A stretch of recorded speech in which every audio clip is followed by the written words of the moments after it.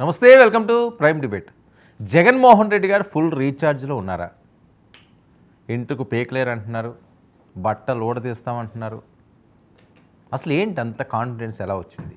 కూటమి అన్ని తప్పులు చేస్తున్నదా?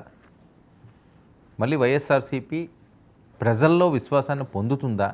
చాలా అనుమానాలు వస్తున్నాయి. సో ఈ నేపథ్యంలో పవన్ కళ్యాణ్ గారి పొలిటికల్ స్ట్రాటజీ కూడా మారింది. సనాతనం అనే నినాదంతో ఆయన కొత్త రాజకీయాలకు దక్షిణాది ఉత్తరాది ప్రాంతాల్లో కూడా తన మార్కు తెచ్చుకునే విధంగా ఆయన అడుగులు వేస్తున్నారని చెప్పినది మరొక ప్రచారం. ఇక లోకేష్ గారికి కొత్త బాధ్యతలు అప్పచెప్పబోతున్నారా? అప్పచెప్తే ఏ బాధ్యతలు అప్పచెప్తారు?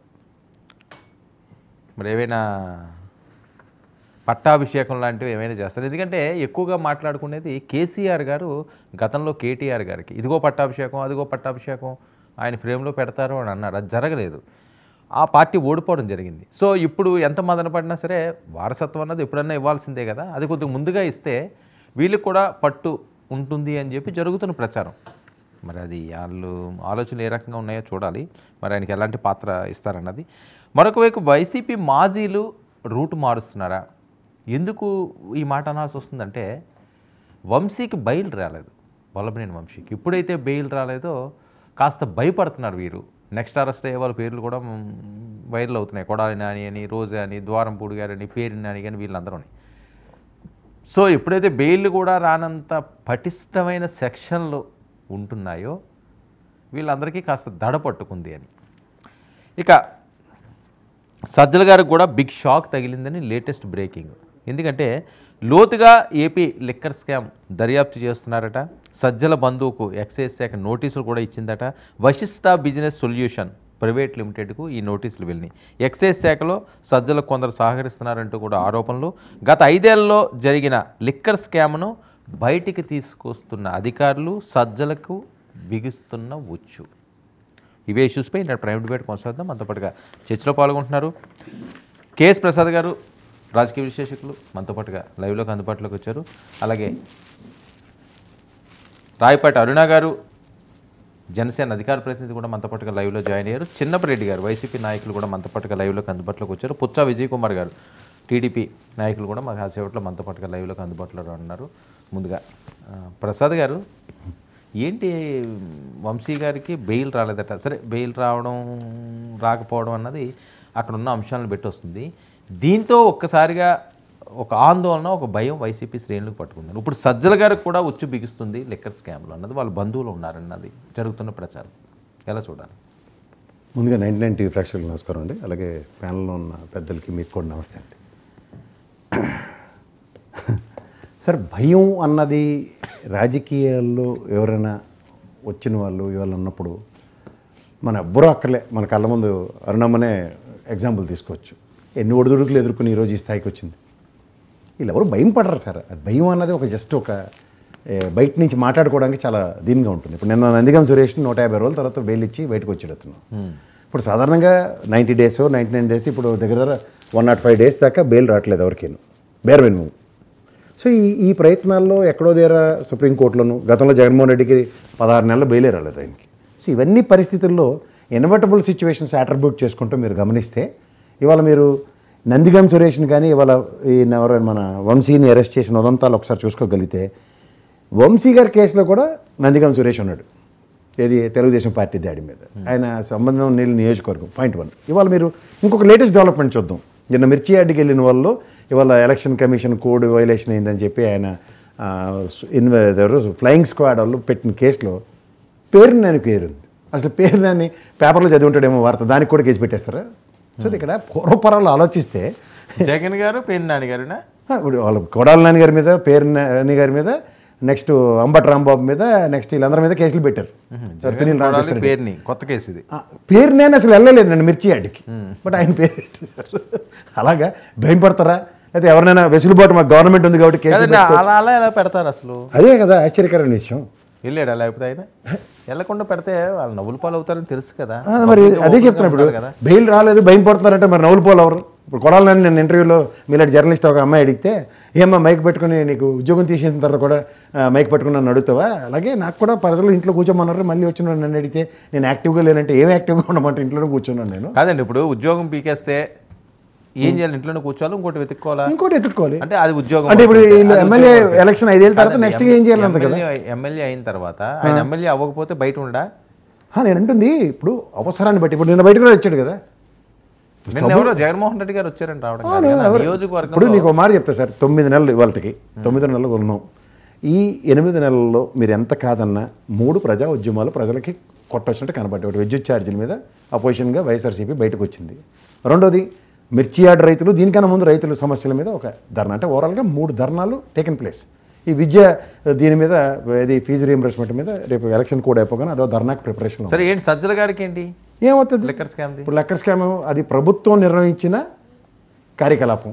ఇందులో మీరు నాకు తెలిసి జగన్మోహన్ రెడ్డి గారి గవర్నమెంట్లో మీరు ఎవరినైనా సరే డిబేట్లో కూర్చొని పెట్టిన అరుణమ్మని కూడా అడగండి, కొత్త బ్రెవరేజ్ కార్పొరేషన్ ఏవీ రాలే. రెండోది లెక్కర్ ఆ స్పిరిట్ రేట్లు ఏవైతే ఉన్నాయో ఆ బ్రెవరేజ్ కార్పొరేషన్స్ నుంచి కొని ప్రభుత్వమే వ్యాపారం చేసింది. అది ఎక్స్చెక్కర్కి వచ్చిన డబ్బుల్లో ఏమైనా డీవియేషన్స్ ఉంటే మాట్లాడండి. ఎందుకంటే రేపు బడ్జెట్ ప్రవేశపెట్టినప్పుడు ఈ టెన్యూర్లో ఈ ఇయర్కి ఎంత లెక్కర్ రెవెన్యూ వచ్చింది అండ్ ప్రైవేట్ పాలసీ వచ్చింది గురించి ఎంత వచ్చింది ఈజీగా క్యాలిక్యులేషన్స్ ఎస్టాబ్లిష్ అవుతాయి. ఇదేంటంటే కేవలం అపవాదం మోసే కార్యక్రమం. గతంలో చూడండి, వాళ్ళ బ్రదర్ ఎవరికో ఆ కడపలో ఫారెస్ట్ ల్యాండ్లు ఎక్వేషన్ అయిపోయింది, ఈయన ఎత్తేసుకున్నాడు అన్నది ఎంతవరకు జస్టిఫై అయింది? ఏమీ అవ్వలేదు. అలాగే సరస్వతి భూములు జగన్మోహన్ రెడ్డి గారి ఆస్తులు ఇదని చెప్పి ఎంఆర్ఓ గారు ఇచ్చిన క్లీన్ చిట్ చూసాం. పెద్దిరెడ్డి అడవాడు మీరు నేను గంటలు చర్చించుకున్నాం, తన అవుట్కమ్ ఈరోజు చెప్పమనండి. ఇదేంటంటే కేవలం దాటబేత ధోరణితో చేస్తున్న రాజకీయ కుతంత్రాలకి ఇవి ఒక వేదికలు క్రియేట్ అవుతున్నాయి. ఆ వేదికలు ఏమవుతున్నాయంటే ఇవాళ ఈ పాయింట్ చర్చనీయాంశం వచ్చినప్పుడు పూర్వపరాలు మాట్లాడుతూ ఉండడమే. ఇప్పుడు లిక్కర్ అన్నది బ్రవరేజ్ కార్పొరేషన్ త్రూగా జరిగిన ట్రాన్సాక్షన్స్లో నాకు తెలిసి బ్రవరేజ్ కార్పొరేషన్ దగ్గర నుంచి అప్పు తీసుకోవడానికి 20,000 కోట్లు ప్లాన్ చేసింది ఆ టెన్యూర్లో. 2 విడతలుగా, ఒకసారి 4,000 ఇంకోసారి 4,000, మొత్తం 8,000 కోట్లు మాత్రమే గత ప్రభుత్వంలో తీసుకుంది. అంటే మీ ఆదాయ వనరు ఎంత వస్తుందో ఫిక్స్ అయిన తర్వాత కదా మీకు అప్పు అవడం ఇస్తాడు. ఇప్పుడు మీ జీతం ఎంత ఉందో తెలిసిన తర్వాతే కదా సార్ వర్మ గారు మీకు ఇంటి అప్పు ఎంత ఇస్తారు, లేకపోతే కారు కొనుక్కోవడానికి లోన్ ఎంత ఇస్తారు అన్నది.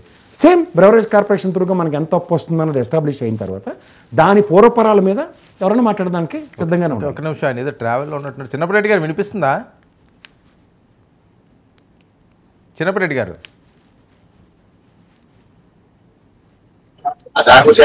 సార్ నమస్కారం సార్, ప్యానల్ సభ్యులకి అలాగే సార్ ఏంటి మీరు ట్రావెలింగ్ లో ఉన్నారా? అవును సార్, అందుకని ఒక 5 నిమిషాలు లేట్ గా తీసుకోమని చెప్పాను సార్. సరే సరే, ఓకే ఓకే ఓకే, మీరు జాయిన్ అవుతారు కదండి. అరుణ గారు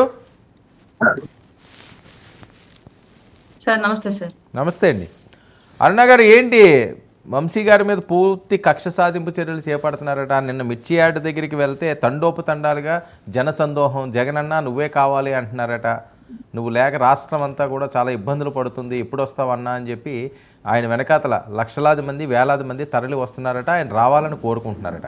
అక్రమంగా అసలు పేరు నాని గారు రాకుండానే కేసులు పెట్టారట. బెయిల్ వచ్చే వాళ్ళకేమని రాకుండా చేస్తున్నారట. నిజమా? సార్ ప్యానెల్లో ఉన్న పెద్దలకి, మీకు వీక్షకులకు నమస్కారం సార్. నిజంగానే కనుక కూటమి ప్రభుత్వం కక్ష సాధింపు కేసులు పెట్టాలి, లేదంటే కక్ష సాధింపు అరెస్టులు చేయాలి అనుకుంటే మొదటగా అది చెయ్యాలి అని సామాన్యంగా కూటమిలో ఉన్నటువంటి పార్టీల యొక్క అభిమానులు, కార్యకర్తలు కోరుకునేది కూడా మొదటగా జగన్మోహన్ రెడ్డి గారిని సార్. కానీ అలా ఏమీ జరగల. పైగా వచ్చి రాగానే కూడా అందరూ రెచ్చగొడుతున్నారు, దమ్ముంటి అరెస్ట్ చేయించి చూద్దాం, దమ్ముంటి కేసులు పెట్టడం చూద్దాం అని చెప్పేసి ఆఖరికి వైసీపీ వాళ్ళు రెచ్చగొడుతున్నప్పటికీ కూడా ఎవరో ఆ దృష్టిలో వెళ్ళలేదు కూటమి నాయకులు క్లియర్ గా. ఇవాళ వల్లభనేని వంశీ గారిని అరెస్ట్ చేసినటువంటి కేసు క్లియర్ గా ఒక దళితుడిని కిడ్నాప్ చేసి ప్రాణ భయానికి గురి చేసి కొట్టినటువంటి కేసులు క్లియర్ గా ఆయన అరెస్ట్ చేశారు. అందులో కూడా మళ్ళా వీడియో సీసీటీవీ ఫుటేజ్లు కూడా బయట పెట్టి మరీ చూపించడం జరిగింది. ఇవన్నీ పక్కన పెట్టేసి వల్లభనేని వంశీ సౌమ్యుడు, మంచివాడు, పైగా కొత్తగా వాడు, అందగాడు, ఇవన్నీ జరుగుతూ ఉంటే నిజంగా ఒక చిన్న కేసుల్లోనే గత ప్రభుత్వంలో జగన్మోహన్ రెడ్డి గారు అసలు యాజ్ పర్ ప్రాసెస్ వెళ్లకుండా అప్పటికప్పుడు రాత్రులు, పగలుంటే పగలు, మళ్ళీ ప్రత్యేకించి శుక్రవారం అరెస్టులు జరిగాయి సార్. ఎందుకంటే శనివారం, ఆదివారం బెయిల్ తీసుకోవడానికి ఛాన్స్ ఉండేది కాదు.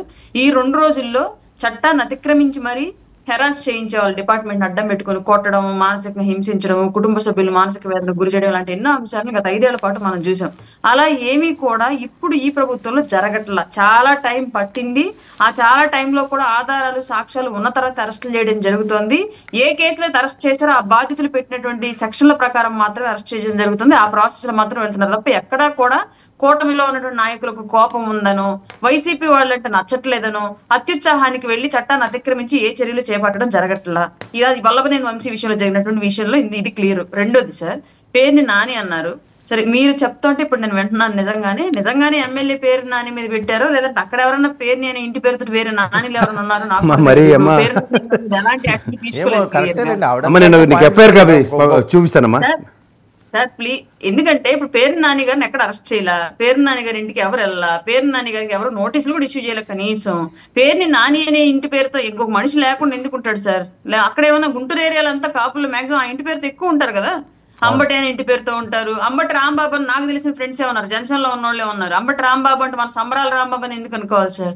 ఇవన్నీ కూడా మీకు న్యూస్ పరంగా హైలైట్ చేసుకుని వైసీపీకి ఫేవర్ గా చెప్పుకోవడానికి బాగుంది, చట్టం ప్రకారం చర్యలు తీసుకోవడానికి. ఎఫ్ఐఆర్ కాపీ తల్లి, ఎఫ్ఐఆర్ కాపీలో అక్కడ మాజీ ఎమ్మెల్యే పేరుని నాని అని చెప్పేసి అక్కడ ఉందమ్మా. చూపిస్తాను ఒక నిమిషం, నీకు జూమ్ చేసిస్తా. ఎంత మరీ దారుణంగా మీరు అన్నంత దారుణంగా అక్కడ ఎవరు లేకుండా పెట్టారని చెప్పేసి చూపిస్తున్నాను. ఇది ఎఫ్ఐఆర్ కాపీ, జూమ్ చేయండి, చదవండి ఒక నిమిషం. ఇగో ఫస్ట్ పేరు సిహెచ్ శ్రీనివాసరావు గారు, ఫ్లయింగ్ స్క్వాడ్ టీమ్ హెడ్. ఆయన కంప్లైంట్ ఇచ్చి తీసుకున్నారు. జగన్మోహన్ రెడ్డి గారు ఫస్ట్ పేరు, రెండో పేరు రఘురామ్ గారు ఎమ్మెల్సీ. జగన్మోహన్ రెడ్డి గారా? దీనికి ఏమన్నా ఉంటాయా? కాదు, 1కి సీరియల్ నెంబర్ 1 ఏమో వైఎస్ జగన్మోహన్ రెడ్డి, నెక్స్ట్ 2 ఏమో రఘురామ్ గారు ఎమ్మెల్సీ, నెక్స్ట్ 3 లేలెప్పారెడ్డి గారు. ఆ తర్వాత కాపీల్లో ఈయన పేరు నాని గారి పేరు ఉంది.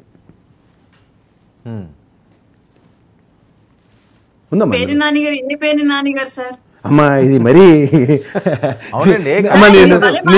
Respect you always. నేను మీతో అనవసరంగా నేను కరెక్టే అరుణ గారు మీరు చెప్పింది కరెక్ట్. ఏముంది పేరు నాని ఉండొచ్చు అంటే పూర్తి పేరు ఉంటుంది కదా, పేరు కాదు కదా. ఎఫ్ఐఆర్ లో పెడితే పేరు నాని అని పెట్టరు అరుణ, అలా అయితే పెట్టరు, పూర్తి పేరు పెడతారు. పూర్తి పేరు ఏంటో చూడండి. ఇప్పుడు మాజీ ఎమ్మెల్యే ఏం పెట్టలే కదా, నాని పేరు పూర్తి పేరు అది కాదు సార్. అదే అందుకని అంటున్నాను నేను, పూర్తి పేరు నాని అంటే ఆయన కాకపోవచ్చు కదా, పూర్తి పేరుతో పెడతారు కదా. ఆయన కృష్ణమూర్తి ఏదో పేరు ఉంది.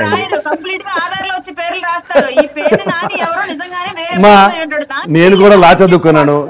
నా కేసు విషయం వాడు చెప్తానమ్మా. నా పేరు కేఎస్ ప్రసాద్, నేను నౌన్, అన్ని నౌనే, కానీ నా పేరు కూడా కే ప్రసాద్ అని రాశారు. నేను 16 ఏళ్ళు బట్టి ఆ కోర్టు కేసు వాదిస్తున్నాను. నేను నీకు మళ్ళీ చెప్తున్నా, నువ్వు అన్నట్టు పేరు నాని, ఆయన ఇంటి పేరు పేరుని, ఆయన పేరు కృష్ణమూర్తి, ఇవన్నీ నేను ఆర్గ్యుమెంట్కి బాగానే ఉంటాయి. కృష్ణమూర్తి కాదండి ఆయన పేరు, వాళ్ళ తాతగారి పేరు అనుకుంటాను కృష్ణమూర్తి. ఓకే సరే కంటిన్యూ చేయండి, మీరు అన్నదానికే కంటిన్యూ అండి. సారీ అమ్మా నేను డిస్టర్బ్ చేసిన. మళ్ళీ ఇంకో తెర మీదకి తీసుకొచ్చారు sir. Already MLC election code అమల్లో ఉంది, ఈ విషయం అందరికీ తెలిసిన విషయమే. గతంలో జగన్మోహన్ రెడ్డి గారు కోవిడ్ అయిపోయిన తర్వాత కూడా అదే సెక్షన్ కంటిన్యూ చేస్తూ దాదాపు 4 ఏళ్ల పాటు కంటిన్యూ చేయించి మమ్మల్ని ఎవరిని కూడా ధర్నాలు గట్రా ఏమీ చేయనీయకుండా, ఉద్యమాలు గట్రా ఏమీ చేయనీయకుండా ఆ చట్టాన్ని తన చేతిలోకి తీసుకుని ఇష్టారీతిగా ప్రవర్తించిన విషయం మీ అందరికీ తెలుసు. కానీ నిన్న ఏం జరిగింది, ఎమ్మెల్సీ ఎలక్షన్ కోడ్ ఉంది ఆల్రెడీ, ఆయనకు తెలుసు ఆ విషయం. గత ముఖ్యమంత్రిగా చేశాడు, ఎలాంటి రూల్స్ ఉంటాయో ఆయనకి తెలుసు. ఒక తనుగే లాండ్ ఆర్డర్ ని రూల్ చేసినటువంటి మినిస్టర్ గా కూడా ఉన్నాడు. అయినప్పటికీ కూడా నిన్న వాంటెడ్ గా పొలిటికల్ మైలేజ్ కోసం మాత్రమే అక్కడ మిర్చి రైతుల యొక్క బాధలను పట్టించుకోవాలి, వాళ్ళకి ఏదో లబ్ధి చేయాలన్నటువంటి విధానం కన్నా కూడా పూర్తిగా పొలిటికల్ మైలేజ్ కోసమే ట్రై చేశారు. ఎందుకంటే ప్రభుత్వం ఎట్టి పరిస్థితుల్లో ఎలక్షన్ కోడ్ ఉంది కాబట్టి ఆపితే అక్కడికి వచ్చి మళ్ళీ నిన్న నేను కావాలని ప్రజల కోసం వస్తూ ఉంటే నన్ను ఆపే ప్రయత్నాలు చేశారని చెప్పేసి పొలిటికల్ గా మైలేజ్ తెచ్చుకోవచ్చు అన్న ఉద్దేశంతోనే చేశారన్నది క్లియర్. దీనికి వ్యతిరేకంగా ఏం వాదిస్తున్నారు అంటే, విజయవాడలో మ్యూజికల్ నైట్ చేశారు, దానికి లేనటువంటి ఎలక్షన్ కోడ్ ఇక్కడ గుంటూరులో మిర్చి రైతుల కోసం వస్తుంటే వచ్చిందని చెప్పేసి వాదిస్తున్నారు సార్. ప్రైవేట్ కార్యక్రమానికి ప్రజా ప్రయోజనం కోసం ప్రభుత్వంలో చేస్తున్నటువంటి, ప్రభుత్వానికి వ్యతిరేకంగా చేస్తున్నటువంటి కార్యక్రమానికి ఎన్నికలకు సంబంధం ఉన్నటువంటి అంశానికి ఏంటి సార్ సంబంధం? ఇప్పుడు మా ఇంట్లో పెళ్లి ఉంది, ఎలక్షన్ కోడ్ ఉందని నేను పెళ్లి చేసుకున్నట్టు ఎట్లా కుదురుతుంది? మ్యూజికల్ నైట్ కూడా అలాంటిదే, ఒక ఈవెంట్ ఆర్గనైజేషన్ సైడ్ లో తీసుకుని ప్రైవేట్ కార్యక్రమాలు చేసుకునే దానికి గెస్ట్లుగా ముఖ్యమంత్రి గారు, ఉప ముఖ్యమంత్రి గారు వాళ్ళు అటెండ్ అయ్యారు. దానికి ప్రభుత్వానికి ఎలాంటి సంబంధం లేదు, ప్రజాస్వామ్యానికి ఆ కార్యక్రమం కూడా ఎలాంటి సంబంధం లేదు. మీ ఇంట్లోనూ మా ఇంట్లో ఏదైనా పెళ్లి జరిగితే అలాంటి కార్యక్రమం, అది కూడా అలాంటి కార్యక్రమే. ఇది ఇక్కడ పూర్తిగా ప్రభుత్వ వ్యతిరేక కార్యక్రమం, ప్రజా విధానాలకు సంబంధించిన కార్యక్రమము. వాళ్ళు ఎలక్షన్ కోడ్ ఉంది కాబట్టి ప్రజల్ని ప్రభావితం చేయగలిగేటువంటి కార్యక్రమం కాబట్టి ఎలక్షన్ నియమావళికి ఇది ఉల్లంఘన కింద మారింది కాబట్టి దానికి సంబంధించి మాట్లాడారు.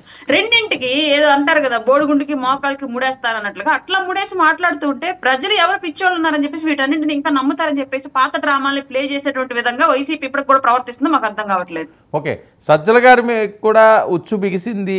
సజ్జల గారు బంధువులకి ఏవో ఎక్సైజ్ నోటీసులు ఇచ్చారట. ఎక్సైజ్ శాఖలో సజ్జల గారు కొంత సహకరిస్తున్నారంటూ కూడా వస్తున్న ఆరోపణలు. వశిష్ట బిజినెస్ సొల్యూషన్ ప్రైవేట్ లిమిటెడ్కు నోటీసులు ఇవ్వడం ఇది సజ్జల గారికి సంబంధించింది అని. గత 5 ఏళ్లలో 25 ఏళ్ళు మేమే ఉంటామని చెప్పేసి ఒక పిచ్చి భ్రమలో ఉండి చిన్న స్థాయి కార్యకర్త నుంచి పెద్ద స్థాయి నాయకత్వం వరకు ప్రతి ఒక్కళ్ళు కోట్ల రూపాయలకు సంబంధించినటువంటి లావాదేవీల్లో అవినీతి చేసుకుని ఇష్టారీతిగా తిన్నారు సార్. ఇది మాత్రం క్లియర్. ఏ శాఖలో కదిలించినా కుప్పలు తెప్పలుగా వీళ్ళు చేసినట్టు అవినీతి బయటపడుతుంది. ఒక్కొక్కటి దాని టైం వచ్చినప్పుడు సాక్ష్యాలు ఆధారాలు క్లియర్ గా ఎంక్వైరీ చేసిన తర్వాత ఆ విషయాన్ని బయట పెట్టి ఆ వ్యక్తులను అరెస్టులు చేయడం జరుగుతుంది, నోటీసులు ఇవ్వడం జరుగుతుంది. అందులో భాగంగానే సజ్జల రామకృష్ణారెడ్డి గారికి సంబంధించినటువంటి వ్యక్తులకు కూడా నోటీసులు ఇష్యూ చేయడం జరిగింది. రానున్న రోజుల్లో సజ్జల రామకృష్ణారెడ్డి గారికి కూడా ఇంటర్లింక్డ్ గా ఉంది ఆల్రెడీ. ఆ డీటెయిల్స్ కూడా పూర్తిగా ప్రభుత్వం చేతికి వచ్చాక, పోలీసుల చేతికి వచ్చాక ఆయనకు కూడా సర్వ్ చేస్తారని చెప్పేసి మాకు ఉన్నటువంటి సమాచారం. ఓకే, విజయ్ వినిపిస్తుందా?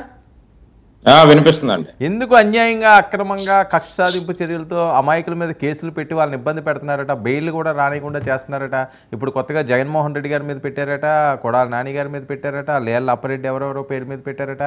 ఆ మిర్చిలైతులకు అన్యాయం జరిగిపోయి వాళ్ళు కన్నీటి వ్యధలు కాపాడడానికి, వాళ్ళకి నేనున్నానన్న భరోసా ఇవ్వడానికి మాజీ సీఎం గారు వెళ్తే ఇంత దారుణంగా ఇంత అన్యాయంగా మీరు అధికారంలో ఉన్నారని చెప్పి ఇబ్బందులు పెడతారా అన్నది వాళ్ళ ప్రశ్న. గుడ్ ఈవినింగ్ వరుణ్ గారు, ప్యానల్ ఉన్న సభ్యులకి, 99 టీవీ చూస్తున్న ప్రేక్షకులందరూ కూడా నమస్కారం. అయితే ఇప్పుడు మేము కక్షాదింపు చేస్తా ఉన్నామని చెప్పి ఆరోపణలు చేస్తా ఉన్నారు మా మీద. మరి జగన్మోహన్ రెడ్డి గారు ప్రజల మీద అంత అపారమైనటువంటి ప్రేమ ఎందుకు కలిగిందో సడన్ గా? గతంలో 5 సంవత్సరాల కాలంలో భూమి మీద నడలా జగన్మోహన్ రెడ్డి. గాలిలో తేలాడు, గాలిలో ఎగిరాడు, పరదాలు కట్టుకొని వెళ్ళాడు. మరి ఇదే ప్రజల కోసం ఆ రోజు ఎందుకు రాలేదు రోడ్ల మీదకి? ప్రజా సమస్యలు ఉన్నాయి, ప్రజలు ఎన్నో ఇబ్బందులు పడ్డారు 5 సంవత్సరాల కాలంలో. మరి 5 సంవత్సరాల కాలంలో జగన్మోహన్ రెడ్డికి ప్రజలు గుర్తురాలేదు, అప్పుడు ప్రజా సమస్యలు గుర్తురాలా. ఈరోజు ఎమ్మెల్సీ ఏదైతే ఎలక్షన్ కోడ్ ఉన్నది అని చెప్పి తెలిసినా కానీ కావాలని ఏదో రాద్ధాంతం సృష్టించాలన్నటువంటి ఒక ఆలోచనతో ఈరోజు ఆ పేటీఎం బ్యాచ్ని వేసుకొని వచ్చాడు జగన్మోహన్ రెడ్డి. ఈరోజు అరెస్ట్లో అన్యాయంగా అంటే అసలు ఇలాంటి బూతులు ఎవరన్నా మాట్లాడతారండి? ఇలాంటి తప్పుడు మాటలు నాకు అర్థమవుతుంది. అన్యాయం అన్నటువంటి మాట ఆ రోజు 5 సంవత్సరాల కాలంలో ప్రతిపక్షంలో ఉన్నటువంటి మేము కానీ జనసేన కానీ మరి మమ్మల్ని శుక్రవారం పూట తెల్లవారుజామునే అరెస్టులు చేసేసి తీసుకెళ్ళిపోయి 3rd డిగ్రీలు ఉపయోగించి, అంటే ఈయన గారు ఎక్కడికన్నా వస్తే అక్కడ ఉన్నటువంటి నాయకులను అరెస్ట్ చేసేయడం ఈ పాపం కాదు. అంటే ఇప్పుడు వాళ్ళకి ఏదో కేసులు పెట్టారని చెప్పి ఇప్పుడు పాపం అరెస్ట్ చేసేస్తా ఉన్నారు, ఇవన్నీ చేసేస్తాం. కానీ ఆయన భయపడిపోయారు అనుకున్నారా ఎటు వరం గారు? జగన్మోహన్ రెడ్డి ఎప్పుడు ఆయన బ్లడ్లో భయం లేదు. పులివెందుల ఎమ్మెల్యేకి ఎప్పుడు కూడా భయం లేదు. ఆయన వార్నింగ్లు ఇస్తా ఉన్నాడు, మీకు తెలుసో లేదో. ఇప్పుడు ఎవడైతే నేరస్తుడిగా ఉన్నటువంటి వల్లభనేని వంశీ మరి నేరస్తుడికి ములాఖాత్ అవ్వి వెళ్ళి అక్కడ ప్రెస్ మీట్ పెట్టి అందరినీ కూడా పోలీస్ అధికారులని కూడా ఒక్కొక్కడికి గుడ్డలు ఎప్పదీసి ఏ విధంగా మిమ్మల్ని ఏం చేయాలో నాకు తెలుసని వార్నింగ్లు ఇస్తా ఉన్నాడు ఈ జగన్మోహన్ రెడ్డి. మరి ఏదైతే మీకు తెలుసో వంశీ మా దళిత కుర్రవాడు సత్యవదన్ కిడ్నాప్ చేసి విజువల్స్ కూడా బయటకు వచ్చి ఏ విధంగా దాడి చేశాడో ఆ కుర్రవాడిని పరామర్శించలేదు జగన్మోహన్ రెడ్డి. అంటే దళితుల మీద అపారమైనటువంటి ప్రేమ, కపట ప్రేమ చూపించి నాయస్సీలు నాయస్టీలు అని డ్రామాలు ఆడినటువంటి జగన్మోహన్ రెడ్డి ఇదే వంశీ ఏదైతే సంకల్ప సిద్ధి చిట్ ఫండ్స్ లో దోపిడీ చేసి 16,000 కుటుంబాలు రోడ్డు పాలైపోతే దాని మీద ఈయనకి బాధ లేదు జగన్మోహన్ రెడ్డికి. కేవలం ఏంటంటే ఎలాంటి నేరస్తులు అసెంబ్లీలో మహిళల్ని క్రంచపరిచే విధంగా, వాళ్ళ వ్యక్తిత్వం మీద దెబ్బతీసే విధంగా, మనోభావాలు దెబ్బతీసే విధంగా బూతులు మాట్లాడినటువంటి ఎలాంటి దొంగల్ని వెనకేసుకొస్తా ఉన్నాడు ఈ దొంగల ముఠా నాయకుడు జగన్మోహన్ రెడ్డి గారు. ఏం మాట్లాడుతూ ఉన్నారండి? అరెస్టులు చేయాలంటే ముందు జగన్మోహన్ రెడ్డిని అరెస్ట్ చేయాలి ఫస్ట్. ఎందుకంటే ఈరోజు పోలీసు వ్యవస్థను ఏ విధంగా క్రంచపరిచే విధంగా ఈరోజు మాట్లాడుతూ ఉన్నాడు జగన్మోహన్ రెడ్డి. ప్రతి ఒక్కరిని కూడా రిటైర్డ్ అయిపోయినట వదలడట ఈయన గారు. ఈరోజు గుడ్డలిప్పి కొడతాను, మిమ్మల్ని శిక్షిస్తాను అంటే జగన్మోహన్ రెడ్డి మర్చిపోయాడేమో. ఆల్రెడీ జగన్మోహన్ రెడ్డికి బట్టలు ఇప్పేశారు రాష్ట్ర ప్రజలు. అందుకే 11 సీట్లకే పరిమితం చేశారు. మళ్ళా ఆయన నాకు ప్రతిపక్ష హోదా ఇవ్వలేదని చెప్పి మాట్లాడుతూ ఉన్నాడు. ఈరోజు ఒకటి ఆలోచించాలి వరం గారు, ఈ మాట్లాడే మాటలు ఈ పేటీఎం బ్యాచ్ ఎవరైతే ఉన్నారో ఒక్కడో కూడా ఈ రాష్ట్రం గురించి మాట్లాడే నైతిక విలువ లేనటువంటి నాయకులు వీళ్ళంతా కూడా ఈరోజు చెప్తా ఉన్నారు. వీళ్ళకి ఒక ఛాంబర్లు ఉన్నాయి, సెటిల్మెంట్ ఛాంబర్లు. మీకు తెలుసో లేదో, నందిగాం సురేష్కి కానీ, ఈ వల్లభనేని వంశీకి కానీ, ఈ కొడాలి నానికి కానీ వీళ్ళకి ఛాంబర్లో ఎవడన్నా ఏదన్నా వినకపోతే భూమి లాక్కుని వాళ్ళు వినకపోతే సంతకాలు పెట్టకపోతే ఛాంబర్లో తీసుకెళ్లి కిడ్నాప్ చేయడాలు, వాళ్ళకి ట్రీట్మెంట్ ఇవ్వడాలు, ఇవన్నీ తెలుసో లేదో మీకు. ఇవన్నీ ఒక్కొక్కటి బయటకు వస్తా ఉన్నాయి. ఈరోజు ఖచ్చితంగా చెప్తా ఉన్నాం, చట్టం తన పని తీసుకెళ్లిపోతానే కదా జగన్మోహన్ రెడ్డి అదే చేస్తా ఉన్నది. నెక్స్ట్ ఎవరు అదే చేస్తా ఉంది. ఆగండి ప్రసాద్ గారు, ఆగండి మాట్లాడినాడు విన్నాను, ఆగండి. ఆయన కాదు నేనే అడుగుతున్నాడు, విజయ్ నేనే అడుగుతున్నాడు. నెక్స్ట్ ఎవరు? నెక్స్ట్ గుట్కా నాని ఉన్నాడు సీరియల్లో. తర్వాత చాలా ఉన్నాయి. ఆడుదాం ఆంధ్రాలో కూడా అవినీతి చేసినటువంటి మన రోజా గారు కూడా ఉన్నారు. అందరూ వచ్చేస్తారు. మొన్నటి వరకు ఈవిడ మాజీ మంత్రి విడుదల రజని కూడా వార్నింగ్ ఇచ్చేస్తా ఉంది. ఈ రోజు మీది రేపు మాది అంటే డైలాగులు చూడండి, స్క్రిప్ట్లు బాగా రాసుకొని వచ్చేస్తా ఉంటారు మీడియా ముందుకి. ఈ రోజు మీది రేపు మాది, రేపు మళ్ళా మేము వస్తాం. వచ్చిన తర్వాత ఇలా కళ్ళకంటా ఉన్నారు. ఇంకా అసలు కళ్ళల్లోంచి ఊహాగానాల నుంచి ఇంకా బయటికి రాలేదు వరం గారు. ఇంకా ఇదే తరహాలో జగన్మోహన్ రెడ్డి ఆ స్క్రిప్ట్ అందిస్తేనే కానీ మాట్లాడలేదు పాపం. ఆ స్క్రిప్ట్ లో ఏం మాట్లాడాలో ఒక్కొక్క పేరా జంప్ అయిపోయి ఇంకొకటి మాట్లాడేస్తా ఉన్నాడు. అంటే వీళ్ళు కనీసం సిగ్గు లేకుండా ఇప్పటికీ కూడా మాట్లాడుతూ ఉన్నారు ప్రజల ముందు. కంటే నిన్న ఒక సీన్ జరిగింది, మీకు తెలుసో లేదో.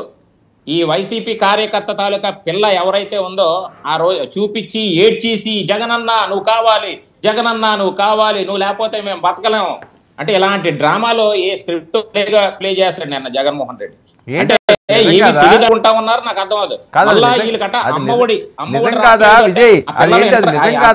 చదివే ఒక నిమిషం, అది నిజం కాదా? ఆ చిన్నపిల్ల ఆక్రందన, ఆ అమ్మాయి ఆవేదన నిజం కాదా? మావయ్య కావాలని అమ్మాయి ఆవేదన అలా కాదు వరం గారు. ఏంటండి మీకు కూడా తెలుసు, మీరు మాకన్నా నేను ఫాలో నేను వీడియో అయితే చూశాను. సరే మామ అంటారు కదా, ఆయన వచ్చారు కదా అని చెప్పి ఆయనతోటి ఓ ఫోటో తీయించుకోవడానికో లేకపోతే ఆయన కలడానికో ఆ అమ్మాయి ఏమన్నా ఆవేదన పడిందేమో చిన్నపిల్ల అనుకున్నాను కాదా? వాళ్ళ పార్టీ అధికార ప్రతినిధో ఏదో అలా వాళ్ళ తాలూకా కూతురు, సొంత కూతురు. రెండోది అమ్మఒడి కోసం అడగనందుకు వచ్చింది. ఆ పిల్ల చదివే స్కూల్లోనే 1,50,000 ఎంతో వాళ్ళు ఫీజు కడతా ఉన్నారు. అలాంటిది అమ్మఒడి రావట్లేదు అంటే ఏంటండి డ్రామాలు? జగన్మోహన్ రెడ్డి ఇంకా ఇలాంటి స్క్రిప్ట్లు మానుకోట్లా. ఈరోజు ప్రజలు బుద్ధి చెప్పారు. ఇప్పుడు ఏదైతే ఇంకోటి లోకేష్ గారు చెప్పినటువంటి విధంగా ఈరోజు ఏదైతే రెడ్ బుక్ అమలు అవుతుంది రాష్ట్రంలో, నో డౌట్ ఎట్ ఆల్. ఇప్పుడు మేము చెప్తా ఉన్నాం, రాసుకోండి. నెక్స్ట్ సీరియల్ గా లైన్ గా ఒక 5-6 జైలుకి వెళ్ళిపోవడం ఖాయం, నో డౌట్ అట్ ఆల్. ఈ రోజు రెండోది జగన్మోహన్ రెడ్డి గారు వ్యవహరించినటువంటి తీరు ఏ విధంగా ఉందంటే వరం గారు, నీ హయాంలో ఒక దళిత డాక్టర్ని చంపేశావు, డాక్టర్ సుధాకర్. ఆ కుటుంబానికి వెళ్ళి పరామర్శించలేదు నువ్వు. నా ఎస్సీలు నా ఎస్టీలు అన్నావు. ఎవడైతే అనంతబాబు అనేటువంటి ఒక ఎమ్మెల్సీ, ఎవడైతే ఒక అవన్నీ కాదు అది అయిపోయింది కాబట్టి మీరు గెలిచారు కదా, మళ్ళీ అక్కడికి వెళ్తే ఇప్పుడు వాళ్ళు మళ్ళీ వైసీపీ గెలిస్తే మీరు మాట్లాడాలి. ఇవన్నీ అయినాయి కాబట్టి వాళ్ళు ఓడిపోయారని కదా మీ అభిప్రాయం? ఇవన్నీ జరిగినాయి కాబట్టి కాదు వరం గారు ఒక పాయింట్, మీరు పాయింట్ అర్థం చేసుకోండి. ఈ రోజు ప్రేమ వలకబోసినటువంటి వ్యక్తి ఇలాంటి క్రిమినల్ ని చూడడానికి జైలుకి వెళ్ళాడు తప్ప ఆ రోజు ఎందుకు వెళ్ళలేదని అడిగాను. ఆ రోజు వెళ్ళాడా? అదే ఓట్లతో గెలిచినటువంటి దళితుడే. ఓకే, ఆయన చిన్నప్పరెడ్డి గారు ట్రావెలింగ్ లో ఉన్నారు, ఆయన కట్ అయిపోతున్నది. ఒక్క నిమిషం ఇస్తాను. చిన్నప్పరెడ్డి గారు నమస్కారం సార్. ఓకే, చిన్నప్పరెడ్డి గారు ఏం జరుగుతుంది? ఆయన బెయిల్ రాలేదట, ఇంకా చాలా మంది లిస్టులో ఉన్నారు. సజ్జల గారికి కూడా ఏదో ఉచ్చు బిగుస్తుందని చెప్పి వస్తున్న వార్తలు. సార్ ఇప్పుడు మాట కూడా వినటం జరిగింది సార్. ఏదో వైఎస్ఆర్ కాంగ్రెస్ పార్టీ నాయకులు భయపడతారని, లేకపోతే ఏదో మాట్లాడుతూ ఉన్నారు.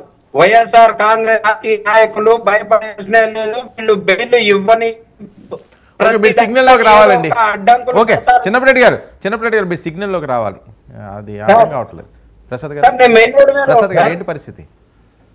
ఇక్కడ పరిస్థితి అన్న దానికన్నా ఇప్పుడు కేసులు అది పూర్వపరాలు ఏంటి అంత డైరెక్ట్ గానే చెప్పేస్తున్నారు? నెక్స్ట్ కొడాలి, రోజా, పేరుని, ద్వారంపూడి 5 ఉన్నారు.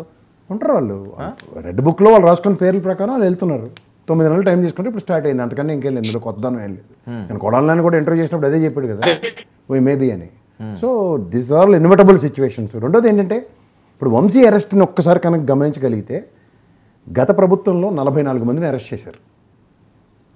ఈ 44 మంది అరెస్టుల్లో ఇందులో వంశీకి సంబంధించిన వాళ్ళు లేరు. వంశీ అన్న దాని గురించి తర్వాత తీద్దాం, వైఎస్ఆర్సీపీ తెలుగుదేశం అంతా. ఇప్పుడు ఇది ఇందాకలా అన్నమ్మ చెప్తున్నట్టు ఇది కొత్తగా ఫిక్స్ చేసిన కేసు అమ్మా. ఇది first of all party office మీద దాడి కన్నా వేరే కేసులు ఆపాదించబడ్డాయి. అందులో 71వ నెంబర్ వంశీ, 78వ నెంబర్ నందిగం సురేష్, ఓవరాల్గా 95 మందిని ఎస్టాబ్లిష్ చేశారు ఇప్పుడు గతంతో కంపేర్ చేస్తే. రెండోది ఆయన ఎవరైతే సత్యవర్ధన్ అన్న వ్యక్తి గౌరవ మెజిస్ట్రేట్ గారి దగ్గర ఇచ్చిన కన్ఫెషన్ స్టేట్మెంటు. రెండోది కిడ్నాప్ ఉదంతాల దగ్గర మై హోమ్ భుజ అపార్ట్మెంట్ అమ్మ అది. వంశీ అందులో ఒక అపార్ట్మెంట్లో ఉంటాడు. అదేమి ప్రైవేట్గా ఒక లిఫ్ట్ కాదమ్మా. మీరు ఆ లిఫ్ట్లో ఉన్న వీడియో కూడా మీరు ఒకసారి చూడగలిగితే అందులో ఏవి బుల్డోస్ చేస్తున్నట్టుగా లేదా బలవంతంగా లాక్కెళ్తున్న ఉదంతాలు లేవు. రెండోది ఆ వీడియో ఫుటేజ్ కూడా 11th డేట్తో ఉంది. అది ఇది జరిగింది 10వ తారీఖు నాడు వంశీని అరెస్ట్ చేశారు. సో ఈ రెండు మీరు గమనించుకోగలిగితే which is quite irrelevant. So రెండోది ఏంటంటే మీరు ఇవాళ మెజిస్ట్రేట్ తేదీని వంశీని అరెస్ట్ చేశారా? వంశీని అరెస్ట్ చేసిన దానికి 11వ తారీఖు నాడు వీడియో ఫుటేజ్కి సంబంధం లేదు. అసలు ఏంటి వంశీ అరెస్ట్ చేసిన తర్వాత వంశీ ఎందుకు ఉంటాడు? వంశీ అరెస్ట్ కాదండి, ఇది గౌరవ మెజిస్ట్రేట్ గారి దగ్గర ఇచ్చిన కన్ఫెషన్ స్టేట్మెంట్ తర్వాత మై హోమ్ భుజాలో అది వీడియో ఫుటేజ్. నేను తప్పు చెప్పాను. ఏంటంటే మై హోమ్ భుజా కన్నా ముందు 10th కన్ఫెషన్ స్టేట్మెంట్ ఇచ్చారు అతను, ఎవరు సత్యవర్ధన్. నాకు దీంతో సంబంధం ఏం లేదు అసలు ఇదని. అది మేజిస్ట్రేట్ గారి దగ్గర అది రిజిస్టర్ అయిన తర్వాత సబ్సిక్వెంట్ పరిణామాల్లో అతను మై హోమ్ భుజాకు తీసుకురాబడ్డాడు, వెళ్ళాడు. ఇది అప్రహెన్షన్. సరే నీకు అది కోర్టు అది కోర్టు తీసుకోవాల్సిన నిర్ణయం. ఎందుకంటే ఈ తదనంతరం ఇవాళ నేను మేజిస్ట్రేట్ గారి దగ్గర సబ్మిట్ చేసిన తర్వాత కూడా ఏమవుతున్నాయి అంటే దగ్గర పాత మేజిస్ట్రేట్ గారి దగ్గర ఇచ్చిన వాంగ్మూలం, కొత్త మేజిస్ట్రేట్ గారి దగ్గర ఇచ్చిన వాళ్ళు మళ్ళీ జగన్మోహన్ రెడ్డి గారు హైడ్రామా స్టార్ట్ చేశారు. ఇందులో హైడ్రామా ఏముంటుంది? అదే ఆ చిన్నపిల్లలు ఎవరు ఏడుస్తుంటే వాళ్ళు పాపం కష్టం కోసం వస్తే.